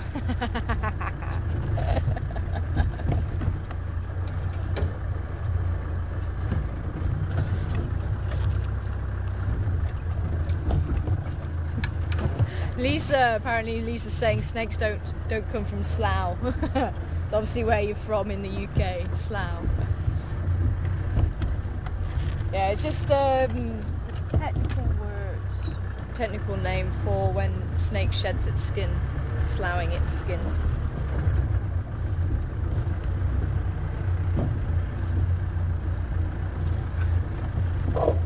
Actually, I think it was Linda. Linda was saying this morning she didn't realise she was watching Doc Martin, which is a TV series. Okay, I spent the entire day looking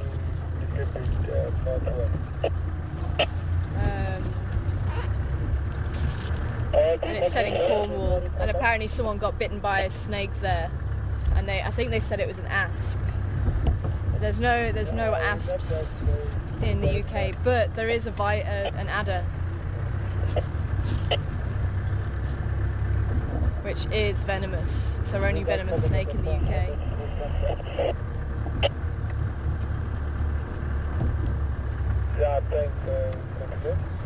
Ooh, there we go, there's another one. Just by the water's edge. Oh, it's singing for us as well. There you go, for anybody who wants to ID. I haven't got that one yet. I'm hearing the European beetles overhead again. Bee eaters.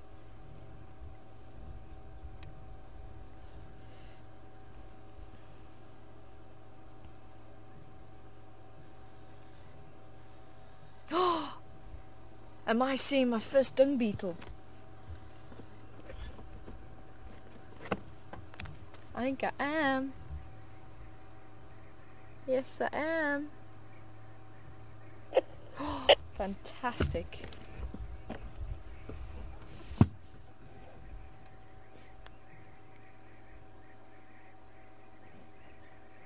Oh, Julie C. This is the first dung beetle I've seen this season.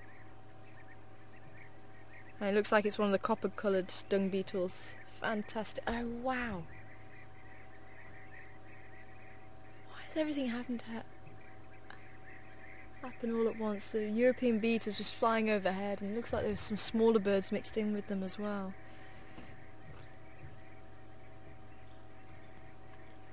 Getting an early start, that copper-coloured dung beetle. I think it's the copper-coloured rather than the plum, because the plum comes out after dark. They do look fairly similar.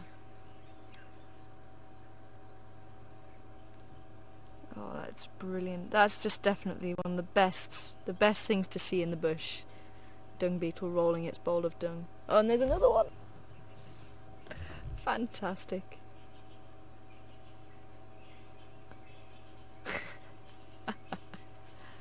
Definitely one of my favourite insects. I forget what the equivalent is now. I'll have to see if I can find it. I think someone did actually send in the equivalent, or it's been put on the internet, of if the dung beetle was the same size as a human, it would be the equivalent of us pushing a certain amount, and I forget what they use now. But they're one of the strongest animals to body size. They're actually stronger than an elephant in body size ratio. I'm trying to avoid him now, I think.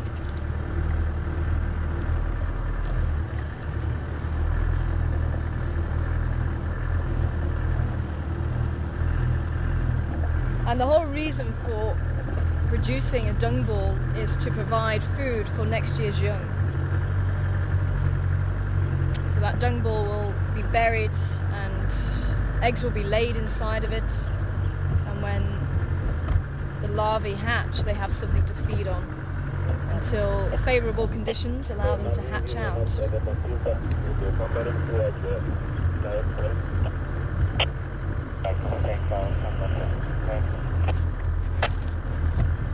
I might not spend much time with them, but they're covering north towards land. Thanks, I'll look in. Thanks.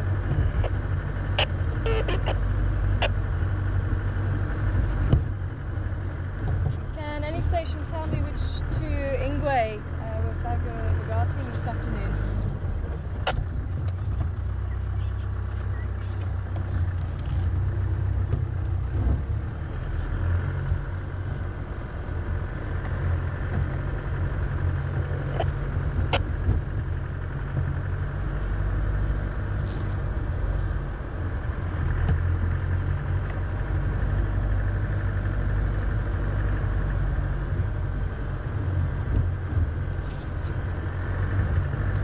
Andrew, come in. Yeah, Tara, I missed your message. Sorry. I was just wondering, does anybody know which two Ingwe were Fagabagating this afternoon? Yeah, the way it's not really, but most of them, services them there. So, but I'm sure Dixon is going to be checking there now with the opening officer now. So I'm sure they found itself there. Copy. Do you know who they were though? Do you know the identity? My daughter, Vula. And Vula, okay. I'm not sure about my father. I didn't have a good look there, but maybe Kanye, I'm sure. Copy that. Thank you so much, Andrew. Alright. So, leopards. It sounds like Mvula was the male. They're not 100% sure of which female. Oh, nice. Oh, you're going to run away. I'm not sure which female was mating, but it could have been Nkanyeni, who we don't really see this side. Oh, look at that. Beautiful.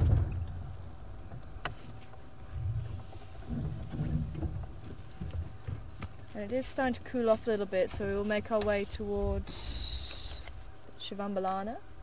Sorry, Sarah was the first one with blacksmith plover, otherwise known as blacksmith lapwing. Thanks, Sarah. Can check that one off. And Leela, thanks Leela, coming back with blacksmith lapwing. So the old name's plover, new name is lapwing, but these very small ones are still plovers. Patty as well. Thanks, Patty. Oh, beautiful. I can hear the rainbird. Whoop, whoop, whoop, whoop.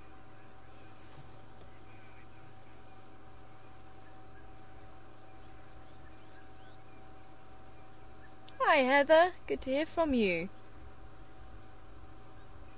I think we're a little bit too far away to hear the Birchall's cuckoo calling, but you might hear it on the waterhole camera. Where is the dung beetle taking the dung?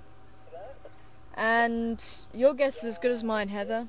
I have no idea what makes them decide where to bury it. I've seen them bury the dung on the side of the road.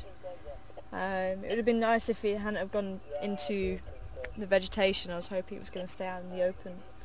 But they do. Something just tells them, okay, this is the spot. And I don't know what makes them decide what the spot is. But what's quite interesting is they'll even check which direction they're going to. Because they'll stand on the dung ball and their eyes are actually underneath.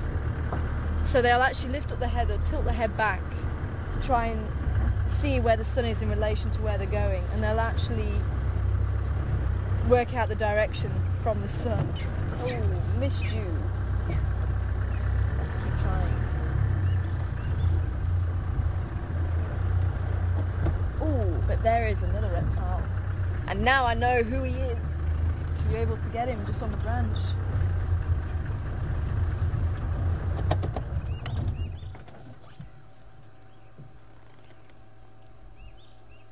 Now I know how to tell the difference between them. There, yeah, just in the top corner. There we go. Because we had a bit of a debate last time as to who it might be. There's two on the list.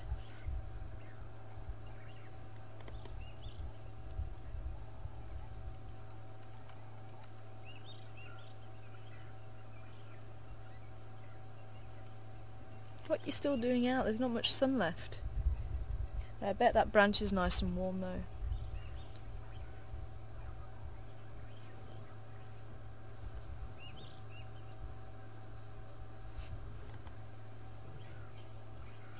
And that is why we are seeing more reptiles out and about, is because of the warmth, the temperatures. They don't really go into hibernation as such. They can still be active during the winter, especially on warm days or sunny days. You may find snakes sort of curled up on a rock, basking in the sun. But they generally will find a nice spot to hide themselves away.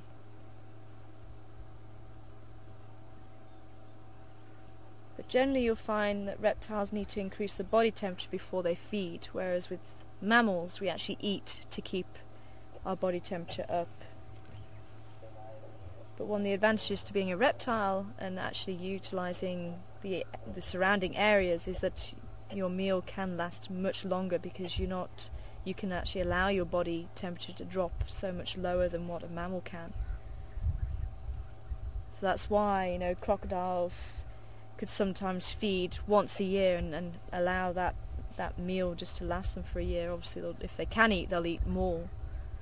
Snakes as well, they can go for a few months without feeding. And that's why, as I was saying earlier, the shedding of the skin will be dictated by how much the snake's fed. So if the snake feeds quite rapidly over a short period of time, if it has quite a number of meals, it's going to grow faster, so it's going to shed more than if maybe there's not too much food available. Then they won't shed as much. Beautiful. Okay, let's head back to Shivambalana.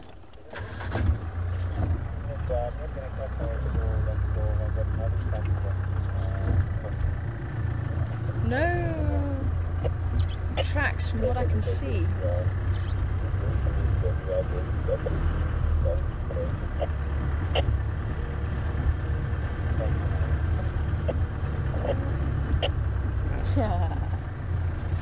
Thanks, Linda. Saying I'm the only one that can get that excited about a dung beetle. No, the other one's sitting behind me. So I'm definitely excited to see them. Oh, Lisa, sorry. Lisa, not Linda. Oh, I wonder if... Let's go this way.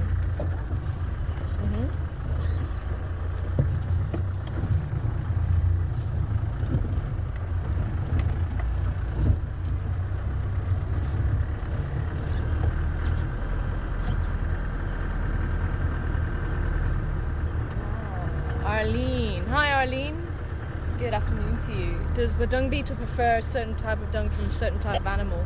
Depends on the species. Some species will prefer buffalo dung, some species will prefer elephant dung. So it just depends on the species. And I think that species was rolling some elephant dung away, I think. Not all dung beetles will roll dung or will roll balls. Some species will actually lay the eggs actually in the dung pile itself. Some species will... Hello ladies.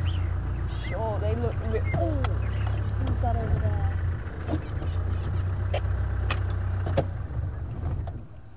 What's going on over there? I'm seeing a tail on that dead branch. Ooh, nice. Yes, the two of them. You don't often see that. Here is a bird for you guys to ID. Beautiful birds. You can see the calabash is just in front as well. Oh, nice. Oh, and to have both of them. Wow. Beautiful.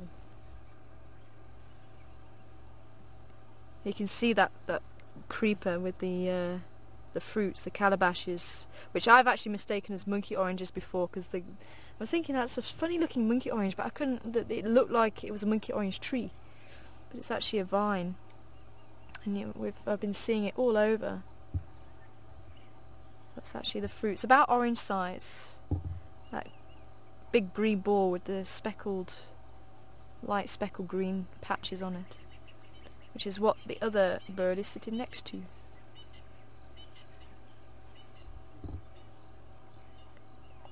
Oh, but beautiful.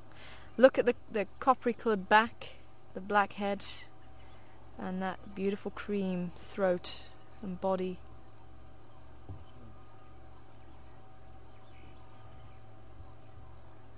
Sadly, you can't see its eye. They do usually, well, if you get close enough, you'll see they've actually got a red eye. Stunning. I say they tend to not come out of the bushes too much.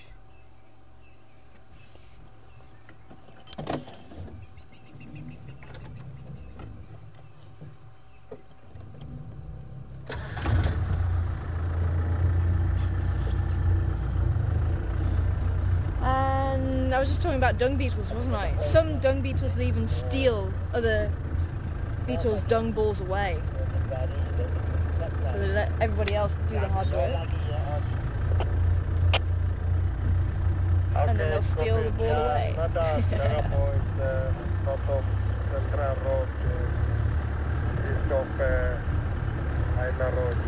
There is Voyatella Lodge. Only checking for food, I guess. Starting out of the mud. Bubbles again. Okay.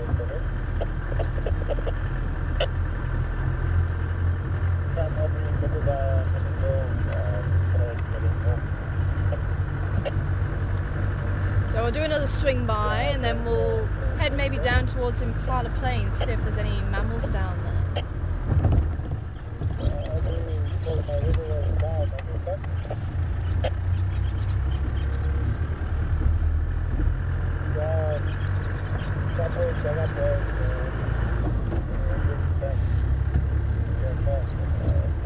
But yeah, it's quite funny actually to see dung beetles rolling their dung balls away and standing on top of the ball, and actually, say, tilting their head back, trying to see where everything is in relation to the sun. Hello. Thank you.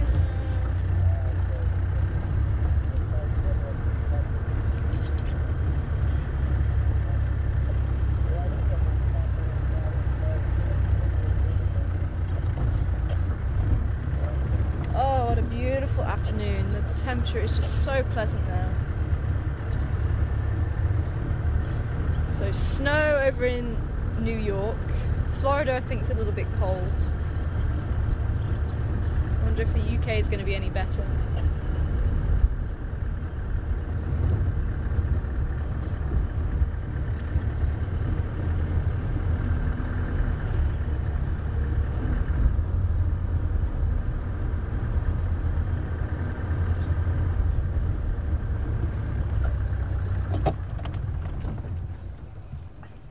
(1,140 times its body weight for a male dung beetle. That's really impressive. It can actually push something that is 1,140 times its own body weight.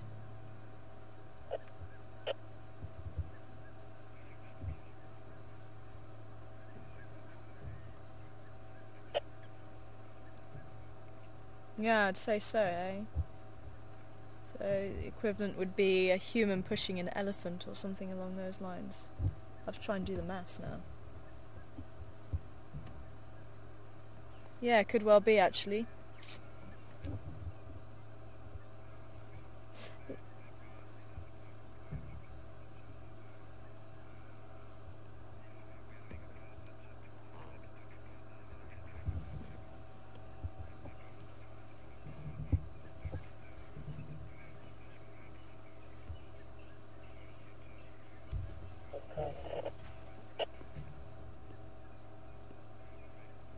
Oh, there's a nice one sitting in the tree. I heard you calling the other day.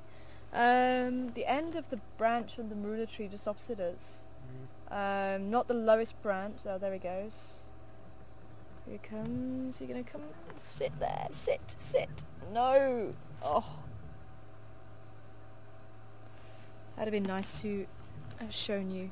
So, I've got this little antelope on my checklist, but for those of you who are not sure how to ID it, it is a little steenbok, and that beautiful red colour helps to give him away. Oh, there it is. Sorry, I was going to have another look at the steenbok, but he's just sitting in the top of the tree there. So the rightmost branch, there he is. He's sitting away from us.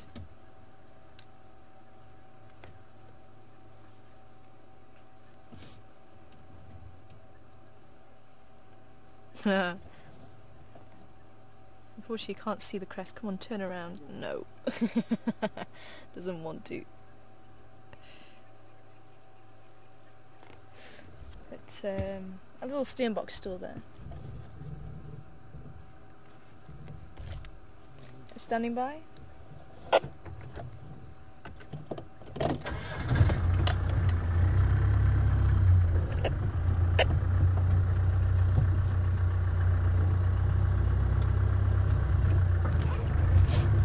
Station looking for tower, go ahead. I look at the coming go.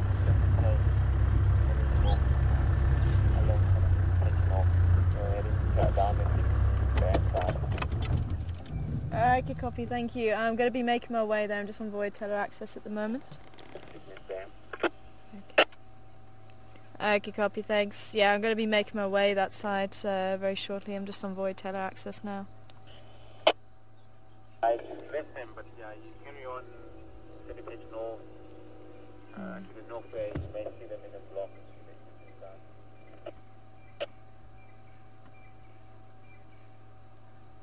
Looks like he almost actually has a gland there underneath his chin. I never knew that. I'll have to check that.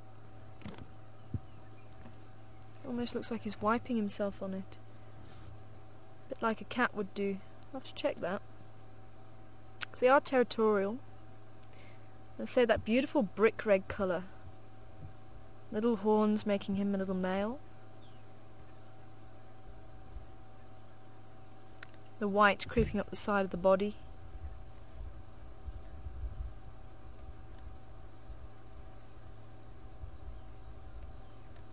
That little black down the middle of his nose. You're more likely to see the steenbok out in the open like this than you would a duiker or a daker, depends on how you want to say it. Tomato, tomato.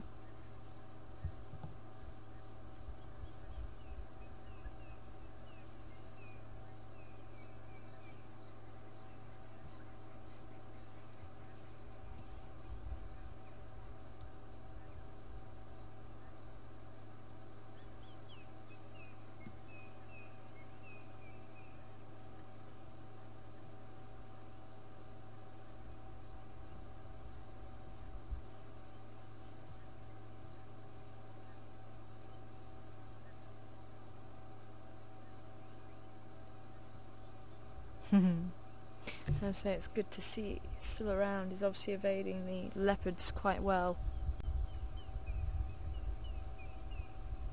Okay, there he goes. Let's continue towards the sandy patch area.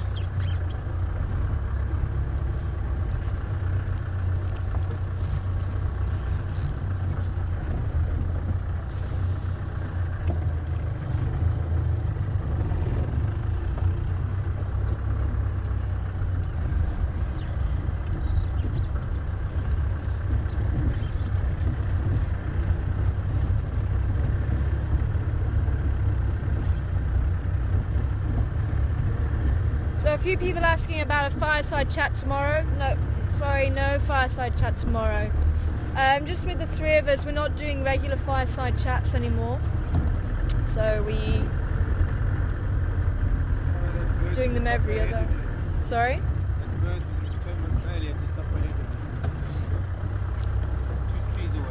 Two trees away. Oh, there. I was looking too far.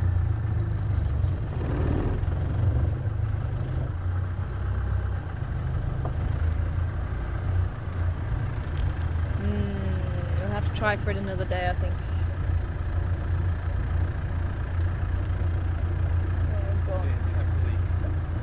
You see him? Oh, there. Oh, nice. Oh well. Camera shy. Never mind. We'll have to keep a lookout for him though.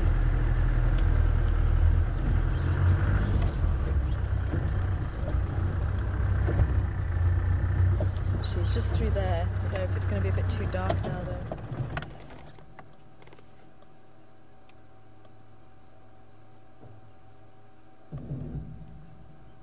Come on, turn around, have a look at us. There we go. Have a look at the chest and underneath the throat. There we go. Beautiful.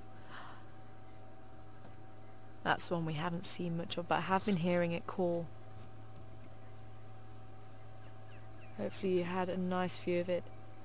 Probably about the same size as a bird that it looks very similar to, but the colour should help to dissuade you from that particular type of bird.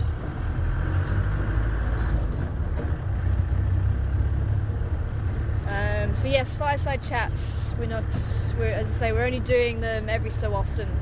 But I have just been able to confirm the next guests, which are from the rhino, where we're actually sending the money to for the rhinos. And they're the best day that they can do is Friday. So I think we're looking at Friday at 7:30. So this coming Friday, and the Rhino Orphanage people and the Sabi Sands people are going to come and have a chat with us. So I was actually going to write a blog this afternoon, tomorrow probably now actually. So they just confirmed today. So I will give out details and post it on Facebook, so I hope everyone can make Friday evening, 7:30 Central Africa time. That's going to be our next fireside chat. I'm thoroughly looking forward to it. It's hopefully going to be a good one.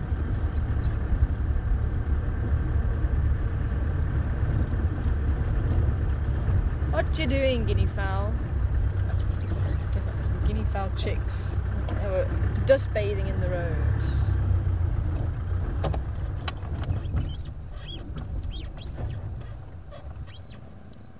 Come out. I was hoping they were going to come back out onto the road again.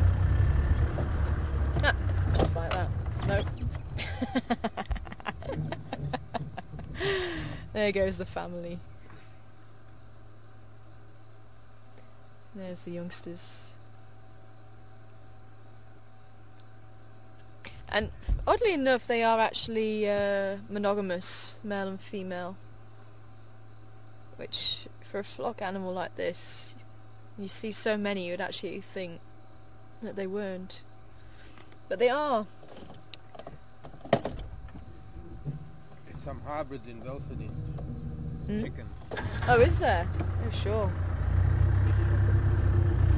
Hybrids with chickens, that's a new one. I've never heard of that one before. I think there was another question there as well, wasn't there, Seb? But I can't remember what it was from Deb. So it was the fireside chat or something else.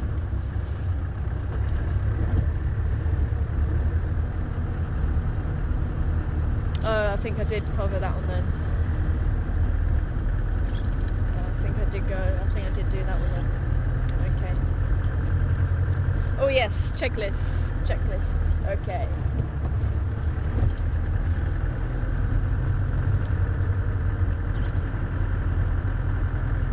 It's got 3 different names, but I think... Nope, not that one, the other one. Marsh terrapin. Marsh, otherwise known as helmeted, otherwise known as cape. Where's the terrapin?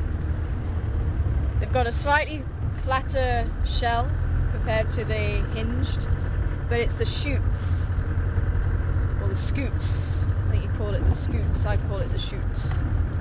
However you want to say it. Okay, awesome. MJ, well done. MJ was the first one back. But the scoots actually are much larger than that on the hinged terrapin, and that's how you can tell the difference between the two. Because remember last time we saw him, we didn't know. So I did a bit of research, because I've never been able to tell. And that was quite a nice close-up shot of it. So you could see those very large rectangular scoots there, whereas the hinge are much smaller. So there you go. Amazing what you learn.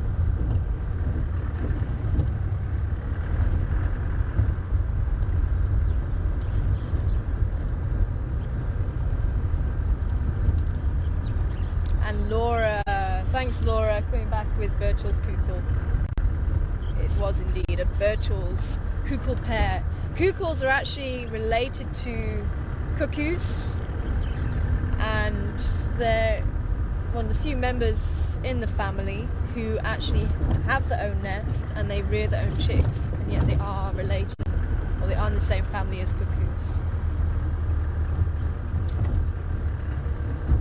And a lot of birds don't like cuckoos because they will go and eat other birds' chicks.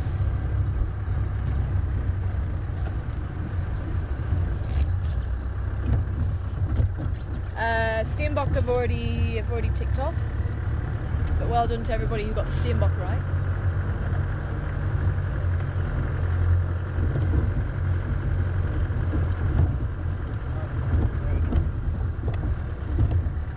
Sorry, say again, Seb.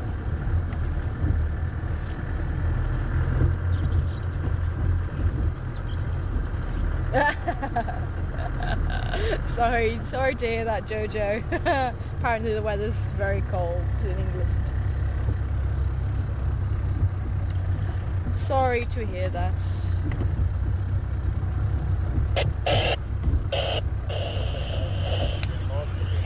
Nope. Whoever said go away? Oh, here we go. Hello, little boy. I thought it was on the other side. But he's changed positions now. Hello, little one. You see him nicely through there. Yeah. You're still on your own. Oh. Yes, I did.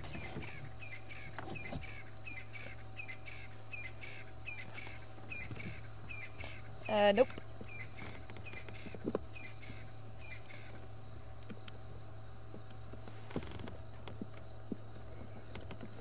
Yep.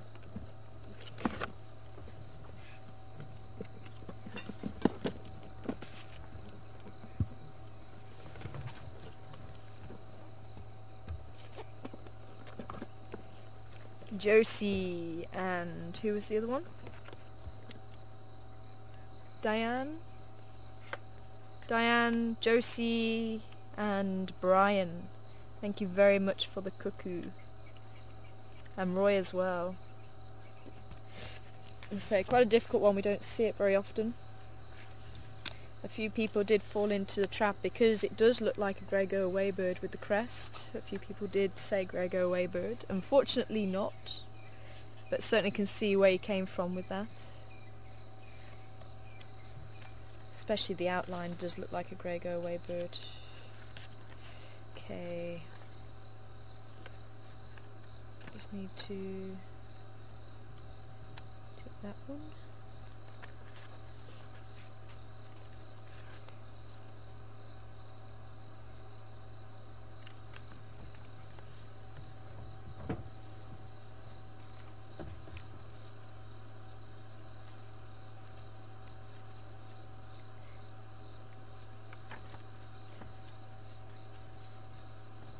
If I move backwards a little bit, we should be able to get past this branch here. I'm just going to move back slightly. There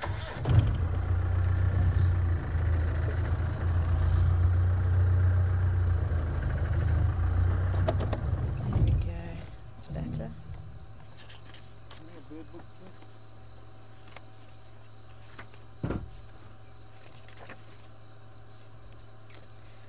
Ah, there we go.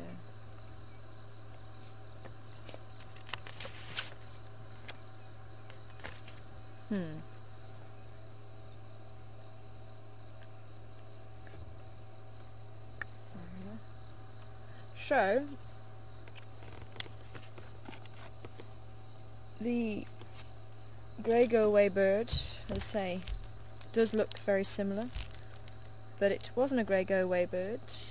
It was black and white, which puts it with the cuckoos, and it could have been a Jacobin or a striped, but the markings under the throat put it as the striped. Jacobin has completely white chest.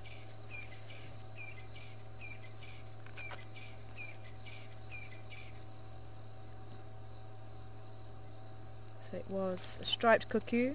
Its new name, I struggle with the pronunciation.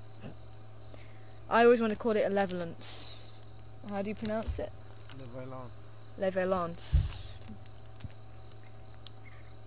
See, it's English trying to speak French. Levaillant.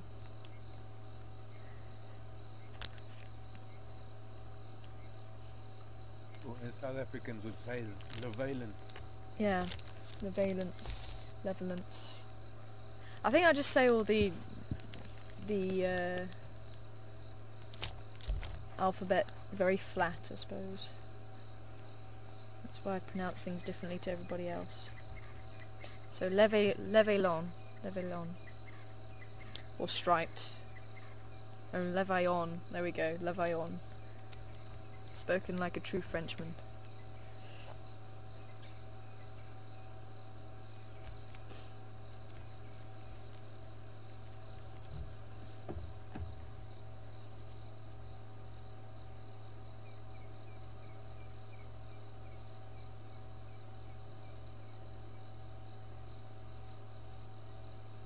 And still no Shavinzi.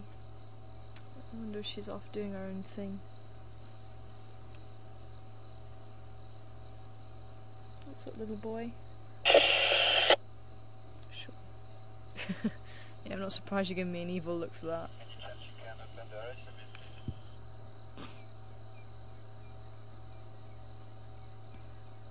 I'm on full gain and full iron.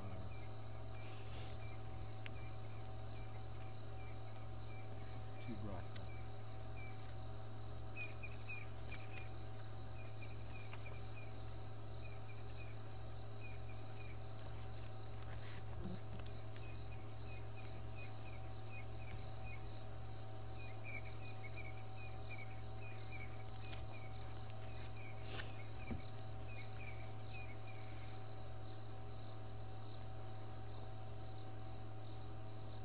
Hi Dale, welcome on board this afternoon. I'm wanting to know, do we have tigers in Juma? The only one that we have is on my shirt. I've been waiting for someone to get confused with that. But no, we don't have tigers in Africa, Dale. Well, not naturally anyway. Tigers only occur in Asia. They never made it over into Africa by themselves. And they actually play a similar sort of role as the lion, so I suppose that would be why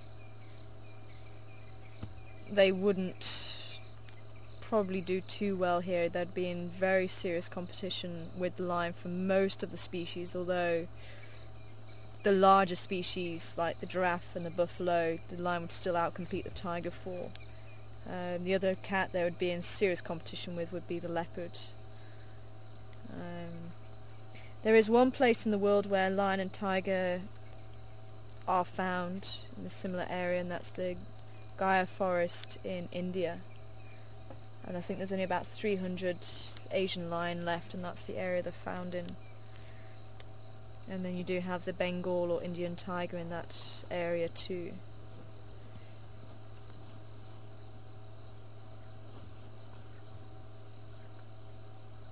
But I think with the amount of predators that are here, as I say, if a tiger was here, there would be so much competition between them. One of them would end up going extinct in the area.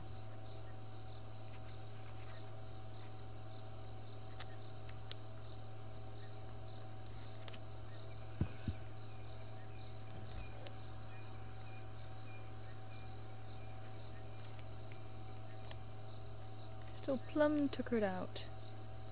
What have you been doing all day? I suppose he's been playing with his sister all day. So I do wonder where she is. It'd be nice to see her. It is getting cooler, and I was hoping maybe we'd see a little bit of movement. Maybe coming from her, coming over to see him, or him going to see her.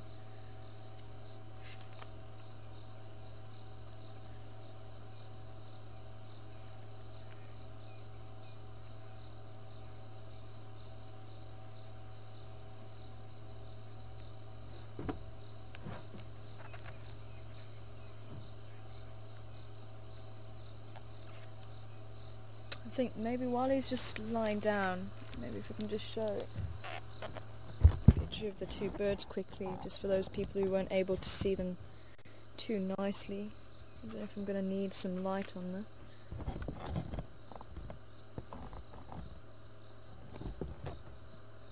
So there we go, Birchel's cuckoo just here. And this was the bird that was sitting with the creeper with the fruit. The orange fruit, or the orange sized fruit. Beautiful red eye there that we didn't see, but this coppery coloured back and the cream, very distinctive. And say they will go and eat other birds' chicks, so they'll often get mobbed by smaller birds. And then the cuckoos. So Jacobin and the striped, and obviously looking very similar.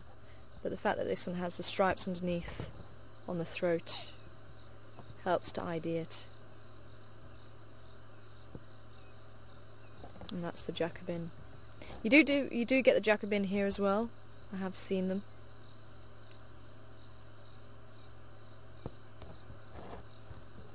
So there you go. Those are the birds.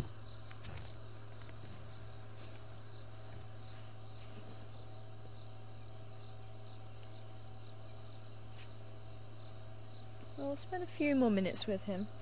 So especially if there's people who haven't seen Shivambalana today. Might just do another little drive around just to see if we can find Shavinzi. Are you hearing her? And who was asking the question about the ears, Sebastian?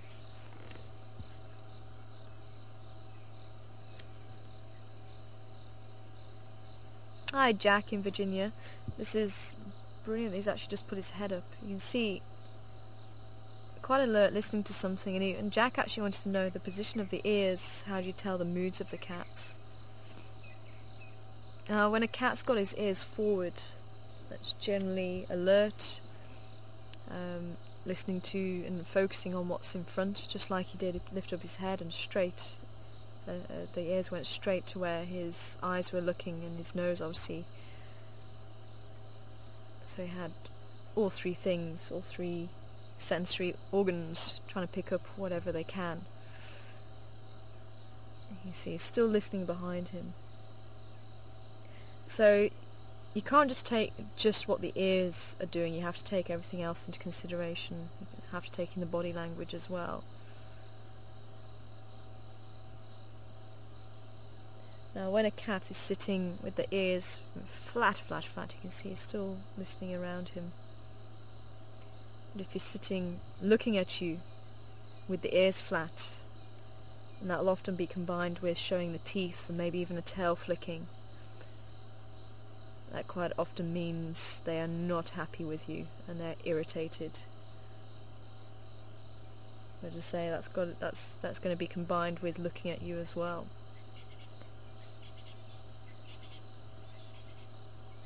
But as he's sitting up, not looking at you, but ears turned around, say that's just seeing what's going on. The tail also is very important, so if it is flicking, just like your domestic house cat, that is a warning that they're not happy. So they may not even be looking at you, they may just be looking away, but if that tail's flicking, it's irritated at something, whether it's you or not, it's irritated. One thing you won't see these leopards doing is holding the tail straight up and having it sort of kinked over at the top. And domestic cats, that's a sign of affection, sort of quite happy that you're there or the surroundings. It's I'm just trying to think of the actual word that I'm looking for. It's content, there we go, it's content. So if you see the cat walking with a tail just kinked to one side, they're content, but you won't see lion and leopard doing that. I don't even think they're capable of doing that.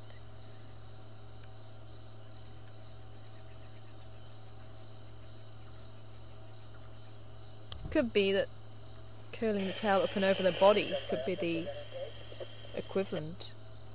So often we will see them walking and the tail's just curled over the body.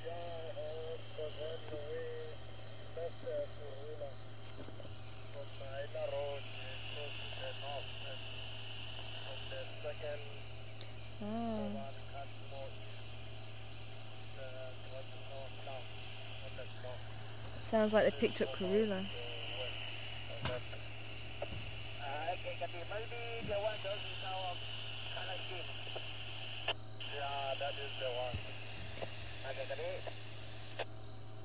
Okay, must have been when the radio comms were quite bad. But they had monkeys calling over at Buffalo's Hook Dam, and they said they couldn't find anything. Someone went to have drinks around the dam, and it's just come through now that someone picked Karula up heading north from Hyena Road over into Buffalo's Hook, and she's heading east from there. So I'm sorry, little one, she's going to be a little while yet.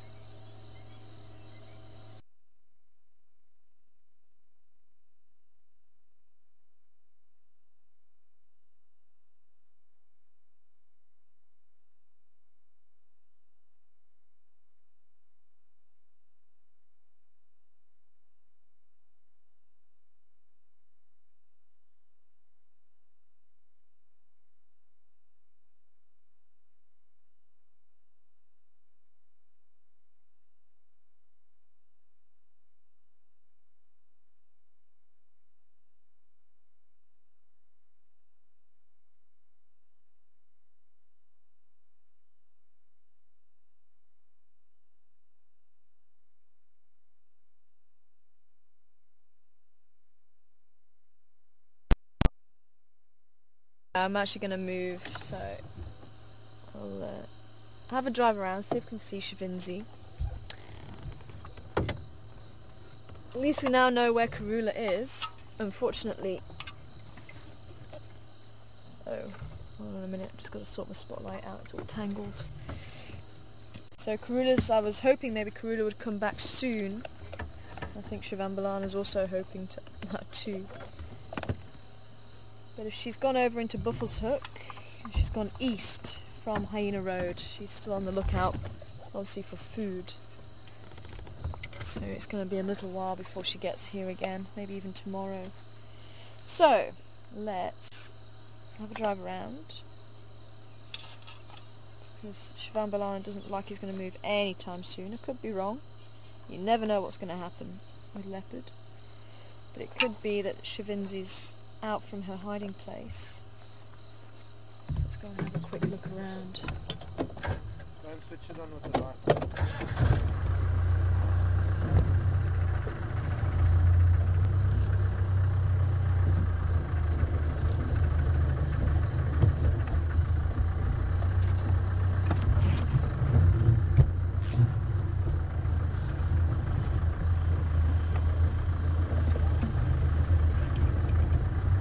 It just goes to show, someone was asking earlier, when do they go and hunt? I mean, obviously, Right there where they were yesterday. he's getting to the stage where he may actually be hunting smaller things, maybe even scrub hares. Still not 100% sure how to tackle an impala yet.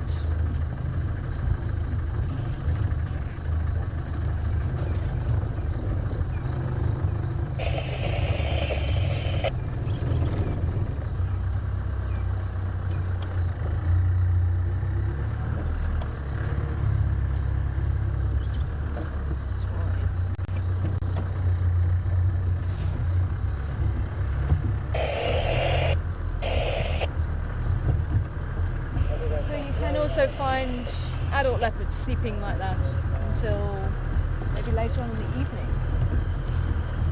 You may find that they only start to move around a little bit later on in the evening.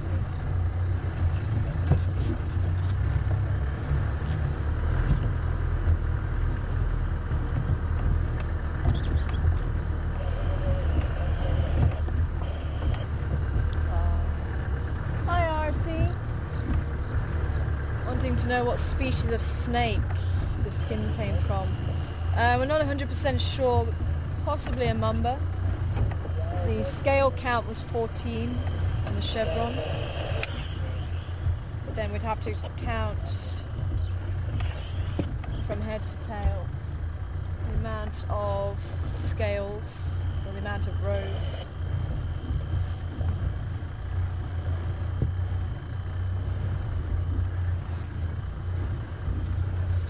Just check out on the southern side.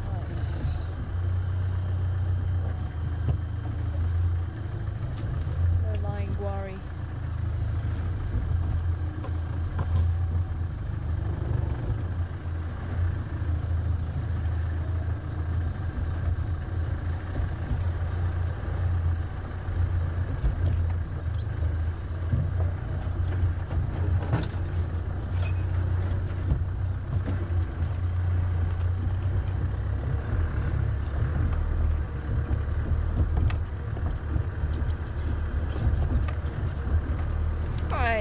Joe, wanting to know if the cats use the white and black to communicate, and the white and black actually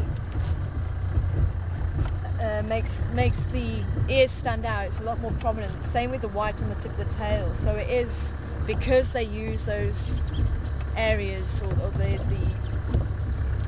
tail and the ears to actually communicate. So it actually just accentuates the positions of those important areas. And tigers also have the white and black, and many of the small species of cat also have the white and black. Serval, caracal have black ears with tufts, but again the black is completely different colour to the body. So again, it will help the ears to actually stand out. Fishing cats, ocelots, margays, Jeffroys, all sorts of small cats.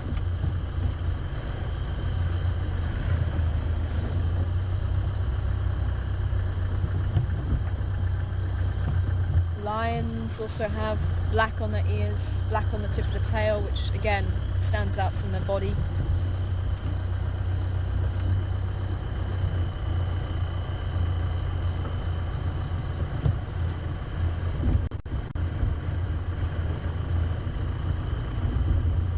Come on, Shavinzi, where did you go?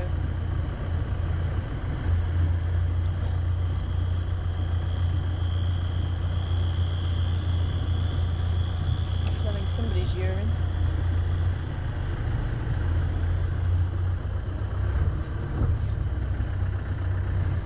So, unless Karula is successful tonight, I think the Cubs might be here tomorrow morning.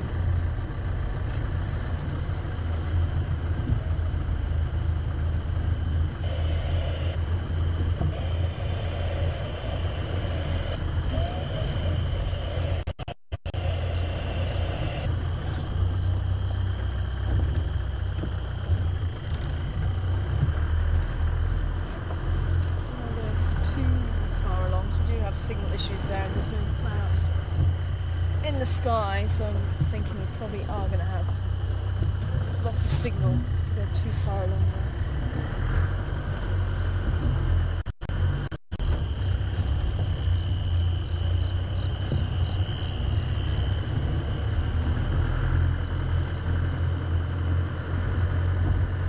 there. And good evening to you, Dr. Rita. Asking if I've ever seen an African cuckoo bee. I don't think I actually have.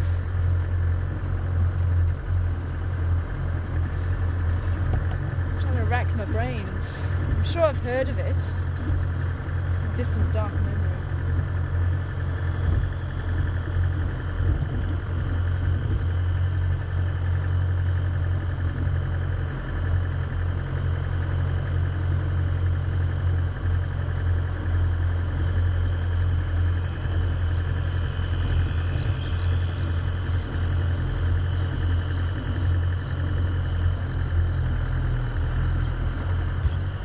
Have you got pictures of an African cuckoo bee? Pardon? Have you got pictures of an African cuckoo bee? African what? Cuckoo bee. Cuckoo bee. Yeah. What cuckoo wasp is? Never heard of a cuckoo bee.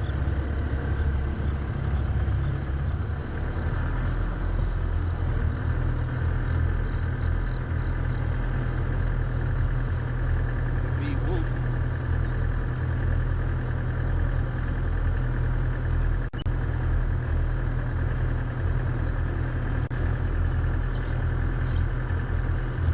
Maybe that's where I'm thinking is the cuckoo wasps. Emerald green one. Yeah, let's say I'm just trying to rack my brains whether I've actually heard of them before, and really don't think I've seen one before either. Any wasp nest, mud wasp nest.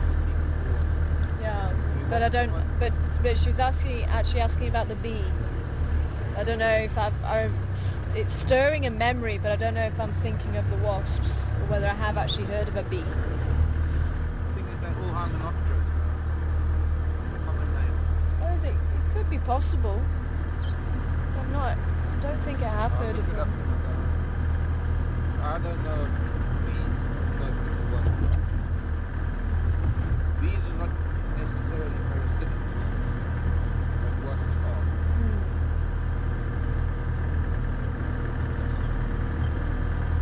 The bee wolf is a wasp.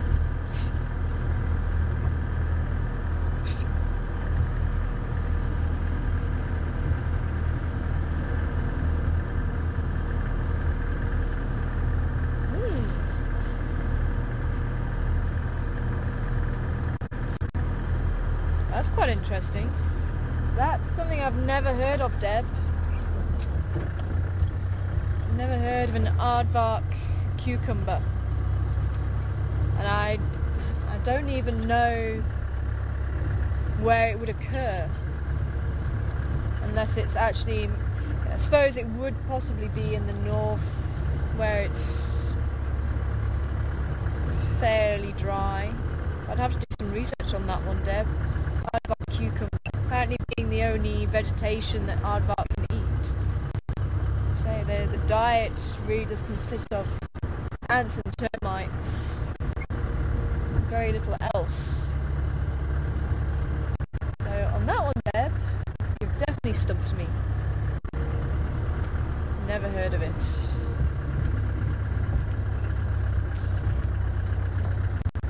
I've never heard of aardvark actually eating anything like it either. Okay, turn around here. Yeah.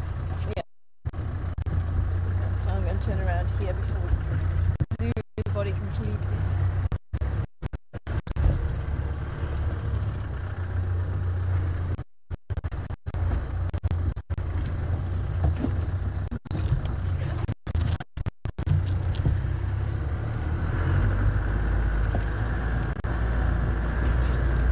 Okay.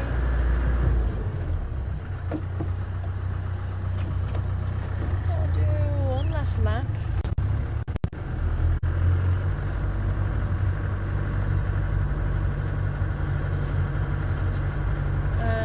Again, I'll just head back towards where Shivambalana actually is. I'll sit with him for another 5 minutes or so. See if he is going to move or if Shavins is going to pop up. Otherwise, we'll head down towards maybe Impala Plains or an open area, see if we can find some nocturnal animals that might be moving around.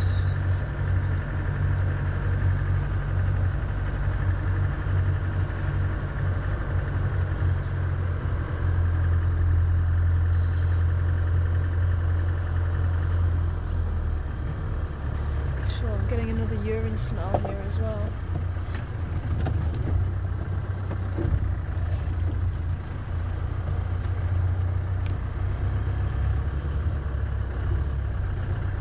Trying to catch any lights, eyes.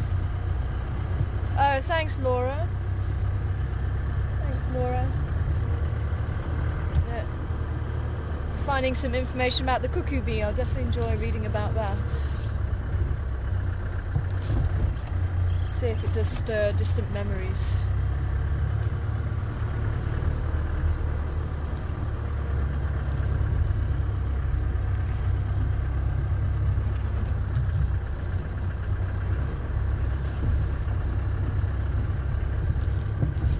Come out, wherever you are.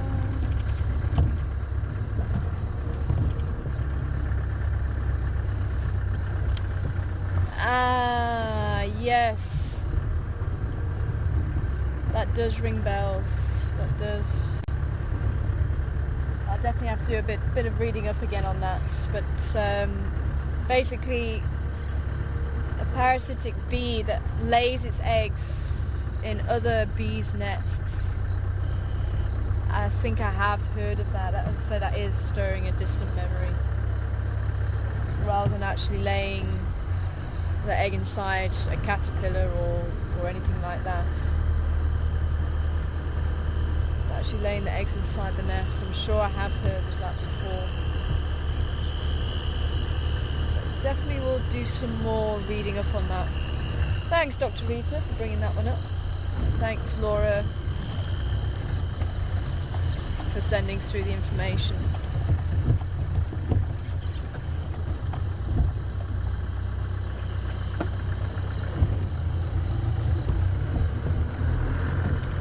Hi, Gail. Good evening to you. Wondering if we have beehives in the trees in Africa, and if so, what animals eat the honey. Well, it's sitting up. We do get the beehives in the trees. I remember actually in my old reserve, the ranger's room was quite close to a beehive, and they'd actually taken up residence in one of the bat boxes that we'd put up. Are you awake now? Turn these lights off. They'll blind you.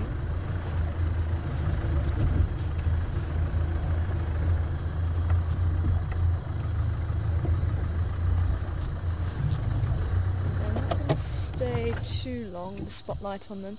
They are at that age where they can take care of themselves, so putting a spotlight on them is not going to be too much of a problem, but so we'll see what it gets up to. Oh, nice stretch.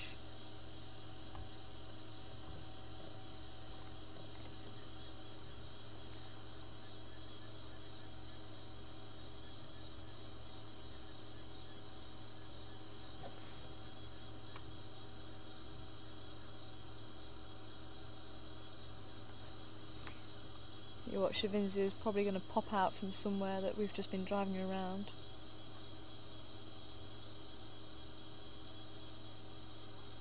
Behind the bush there. See if I can back up a little bit and catch him on the other side.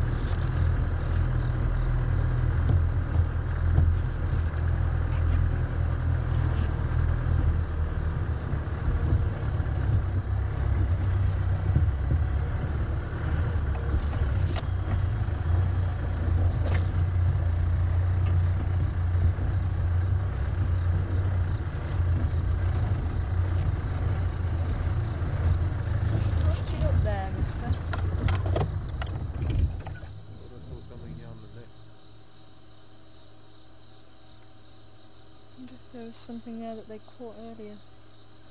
Something small. It looks like he's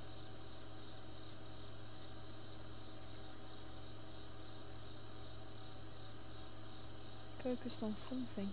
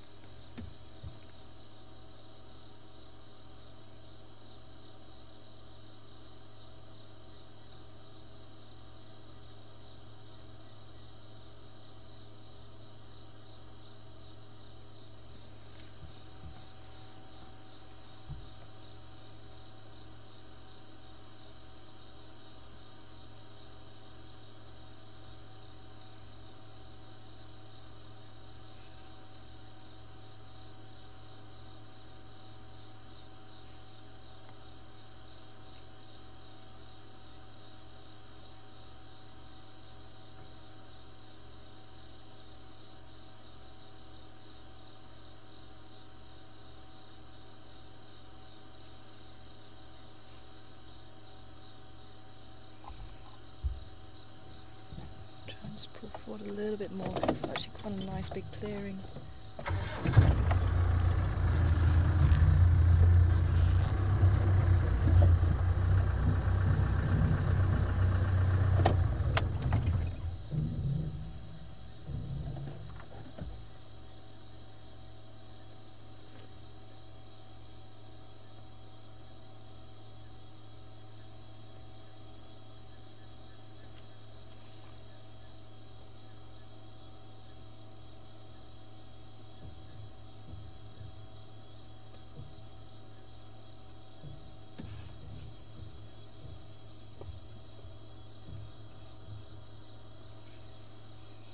I've obviously been snoozing the whole day, so it's time to have a bit of a toilet stop before continuing on.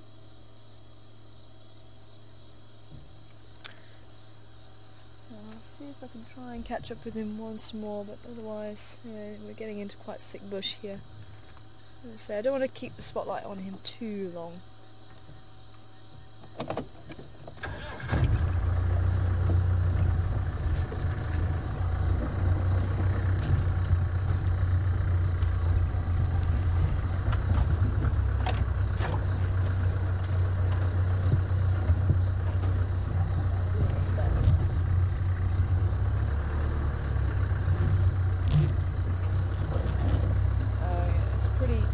Pretty thick here.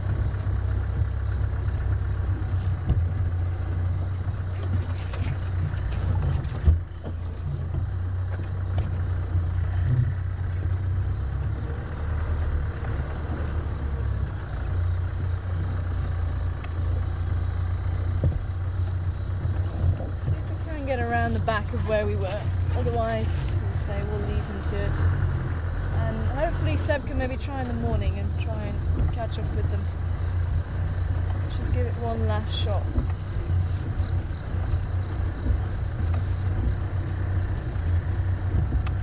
I'm just saying, maybe you're going to be able to come back and have a check on them in the morning.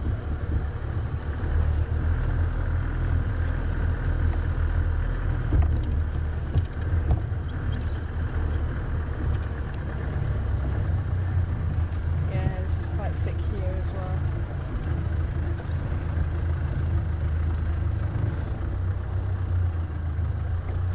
Yep.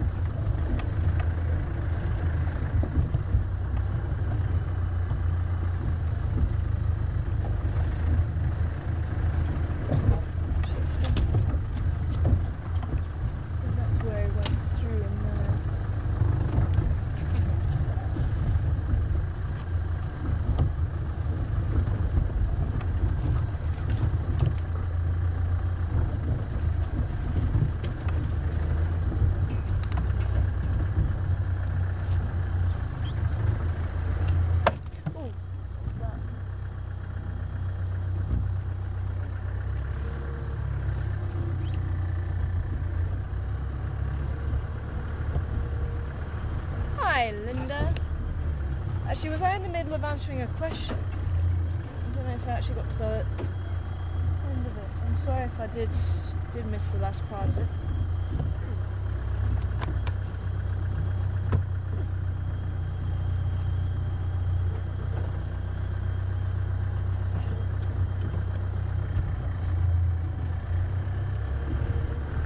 I spy. Ooh. I don't know if I'm going to be able to see it from there.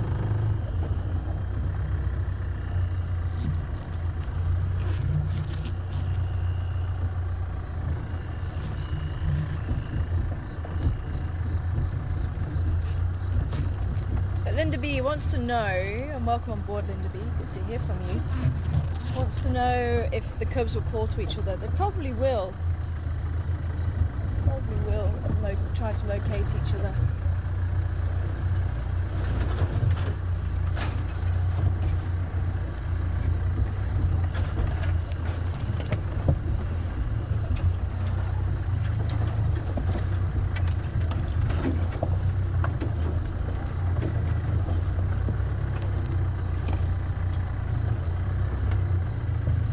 I'm not going to disturb him too much, but are you able to get him in the tree?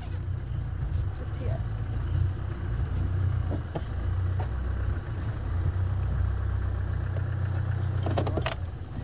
That little guy in the tree. Just there in the spotlight. Right there.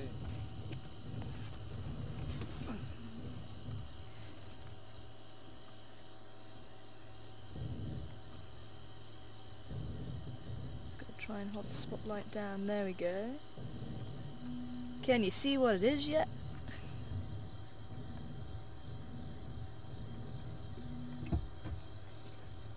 So that is your last ID for the evening, I would think. Hopefully you can see the little eye poking through. And if he was to move, you might be able to see a little bit better. I don't want to go and disturb him. Oh, there you go, you can see the eye moving at least.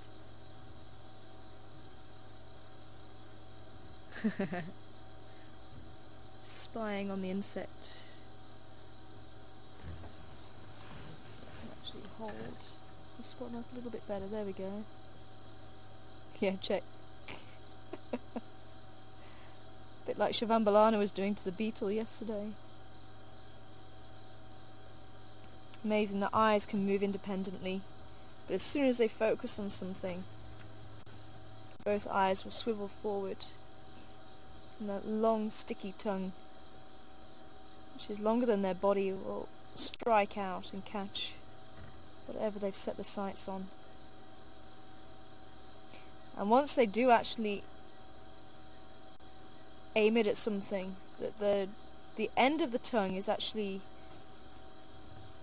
sort of quite rounded, and it's almost like a pad, and it'll actually engulf whatever they decide to catch, be it a praying mantis or a fly or something like that, and it actually completely engulfs it, so very little chance of escaping.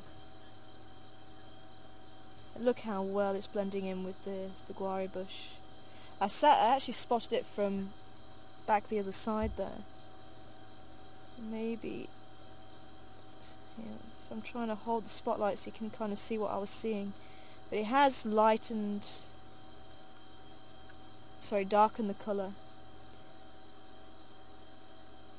because they do stick out when they start to sleep, and they actually shine up almost white in the bush, and that's what makes them fairly easy to spot.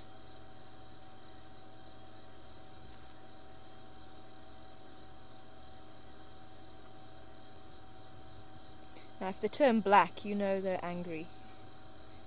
They're not impressed.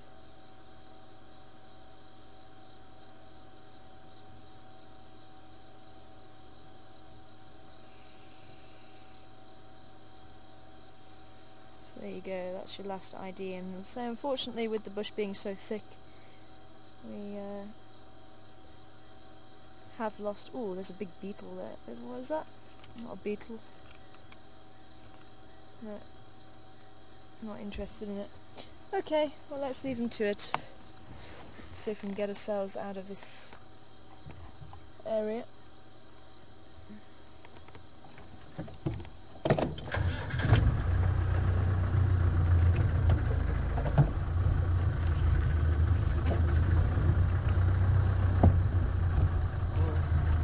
No? Oh.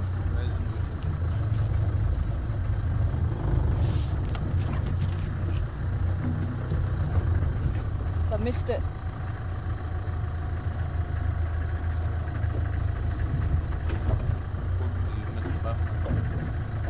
You missed the buffalo? Thorn. Oh, thorn. I'll go straight now.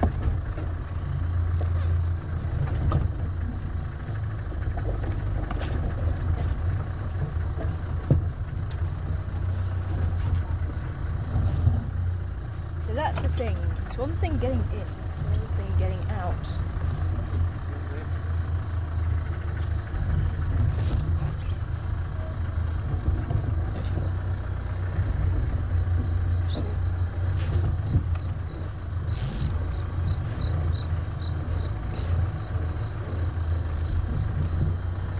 Okay, here we go. We're going to squeeze through those two guaris there.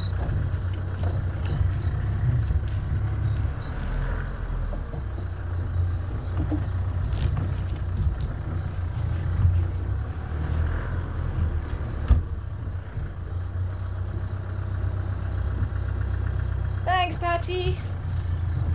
Flat-necked chameleon. Oh, losing my ear, hold on. My ear is falling out. There we go. Think small, everybody. Ta-ta-ta-ta.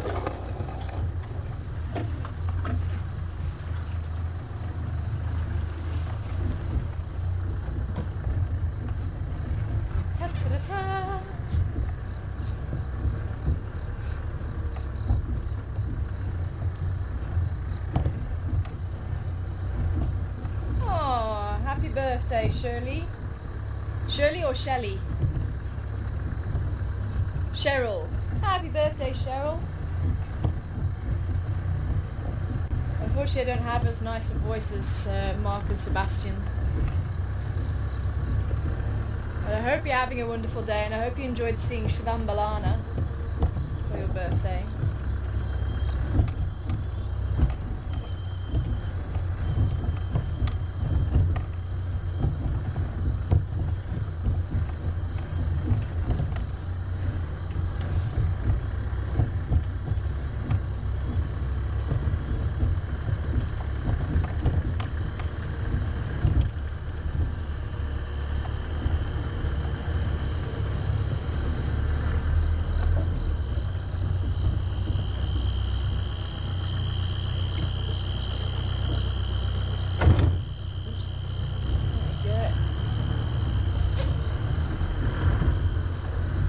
So that would be a good place to check tomorrow morning. So unless Karula is successful tonight, but she may even come and collect the cubs tomorrow morning.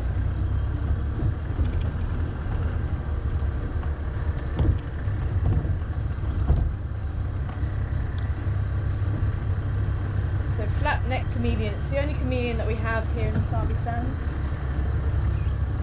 Got a slight, unfortunately we couldn't see it, it was hidden behind the bush, behind the branch. It's got a slight, almost like a hood over his neck. That's where it gets its name from.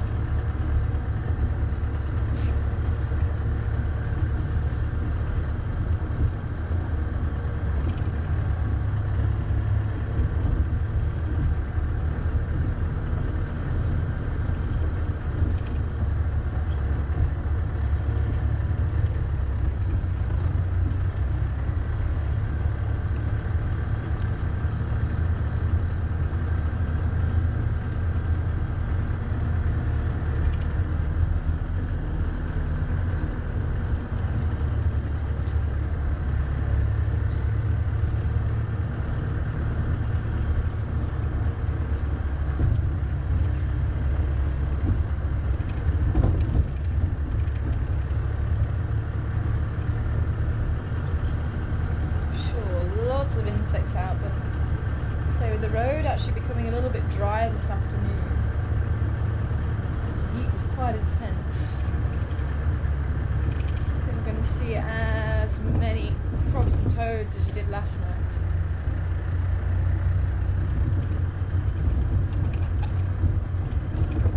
Oh sure, time's flown.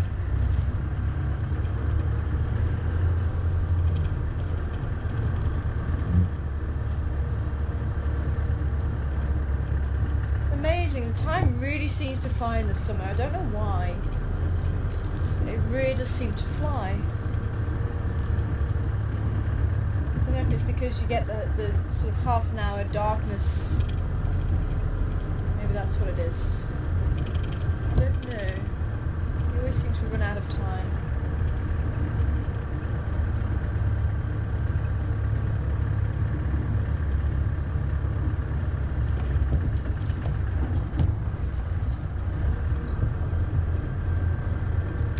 Actually covered that much ground this afternoon. But saying that, it's nice to spend a bit of time with the leopards, even if they do sleep. So I was hoping he was going to wake up a little bit sooner than what he did, but nice to see him awake, sniffing whatever was... Maybe his sister was sitting on that branch. He was certainly sniffing something.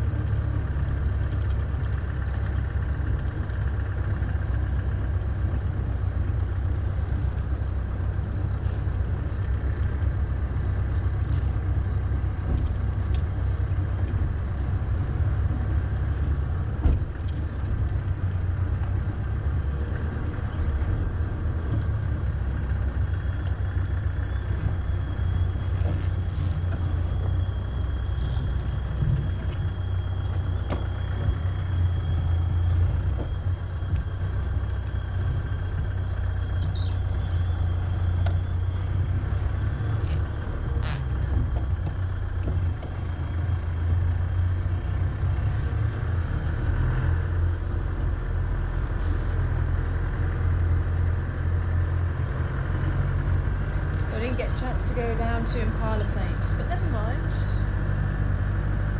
Never mind.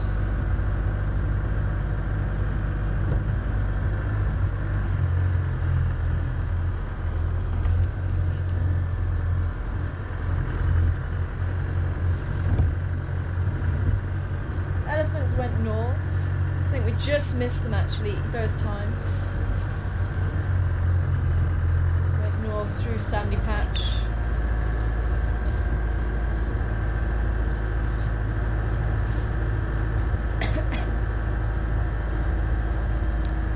Must admit, I'd love to see the cubs' reaction to a herd of elephants.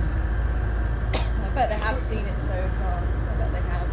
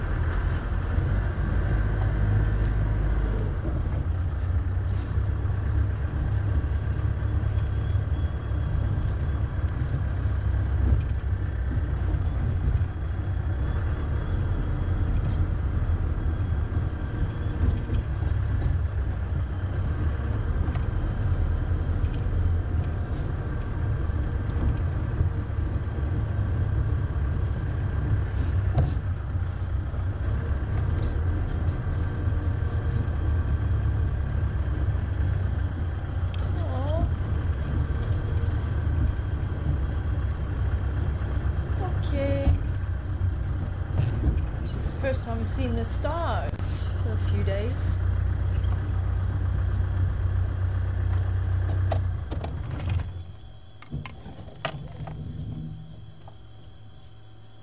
Scorpio is still in the sky.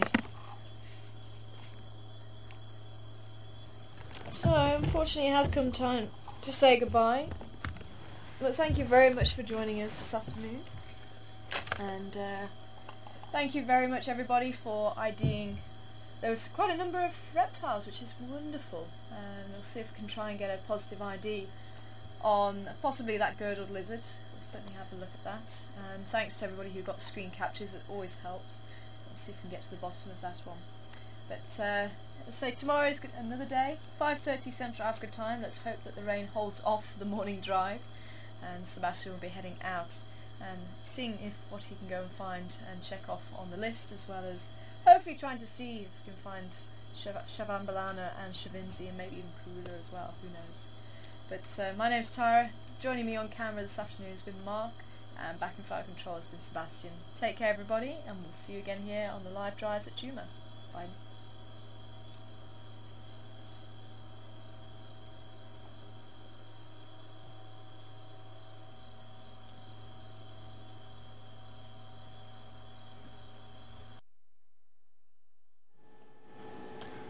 Good evening, everyone. Seb here in FC.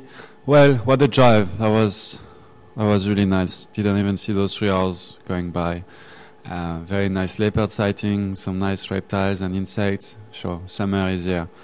That's great. I hope you enjoyed it, and I hope you'll join me also tomorrow morning. It will be my turn to be on drive at 5:30 Central African time, and Tara will be on camera with me, and Mark will be back here in final control.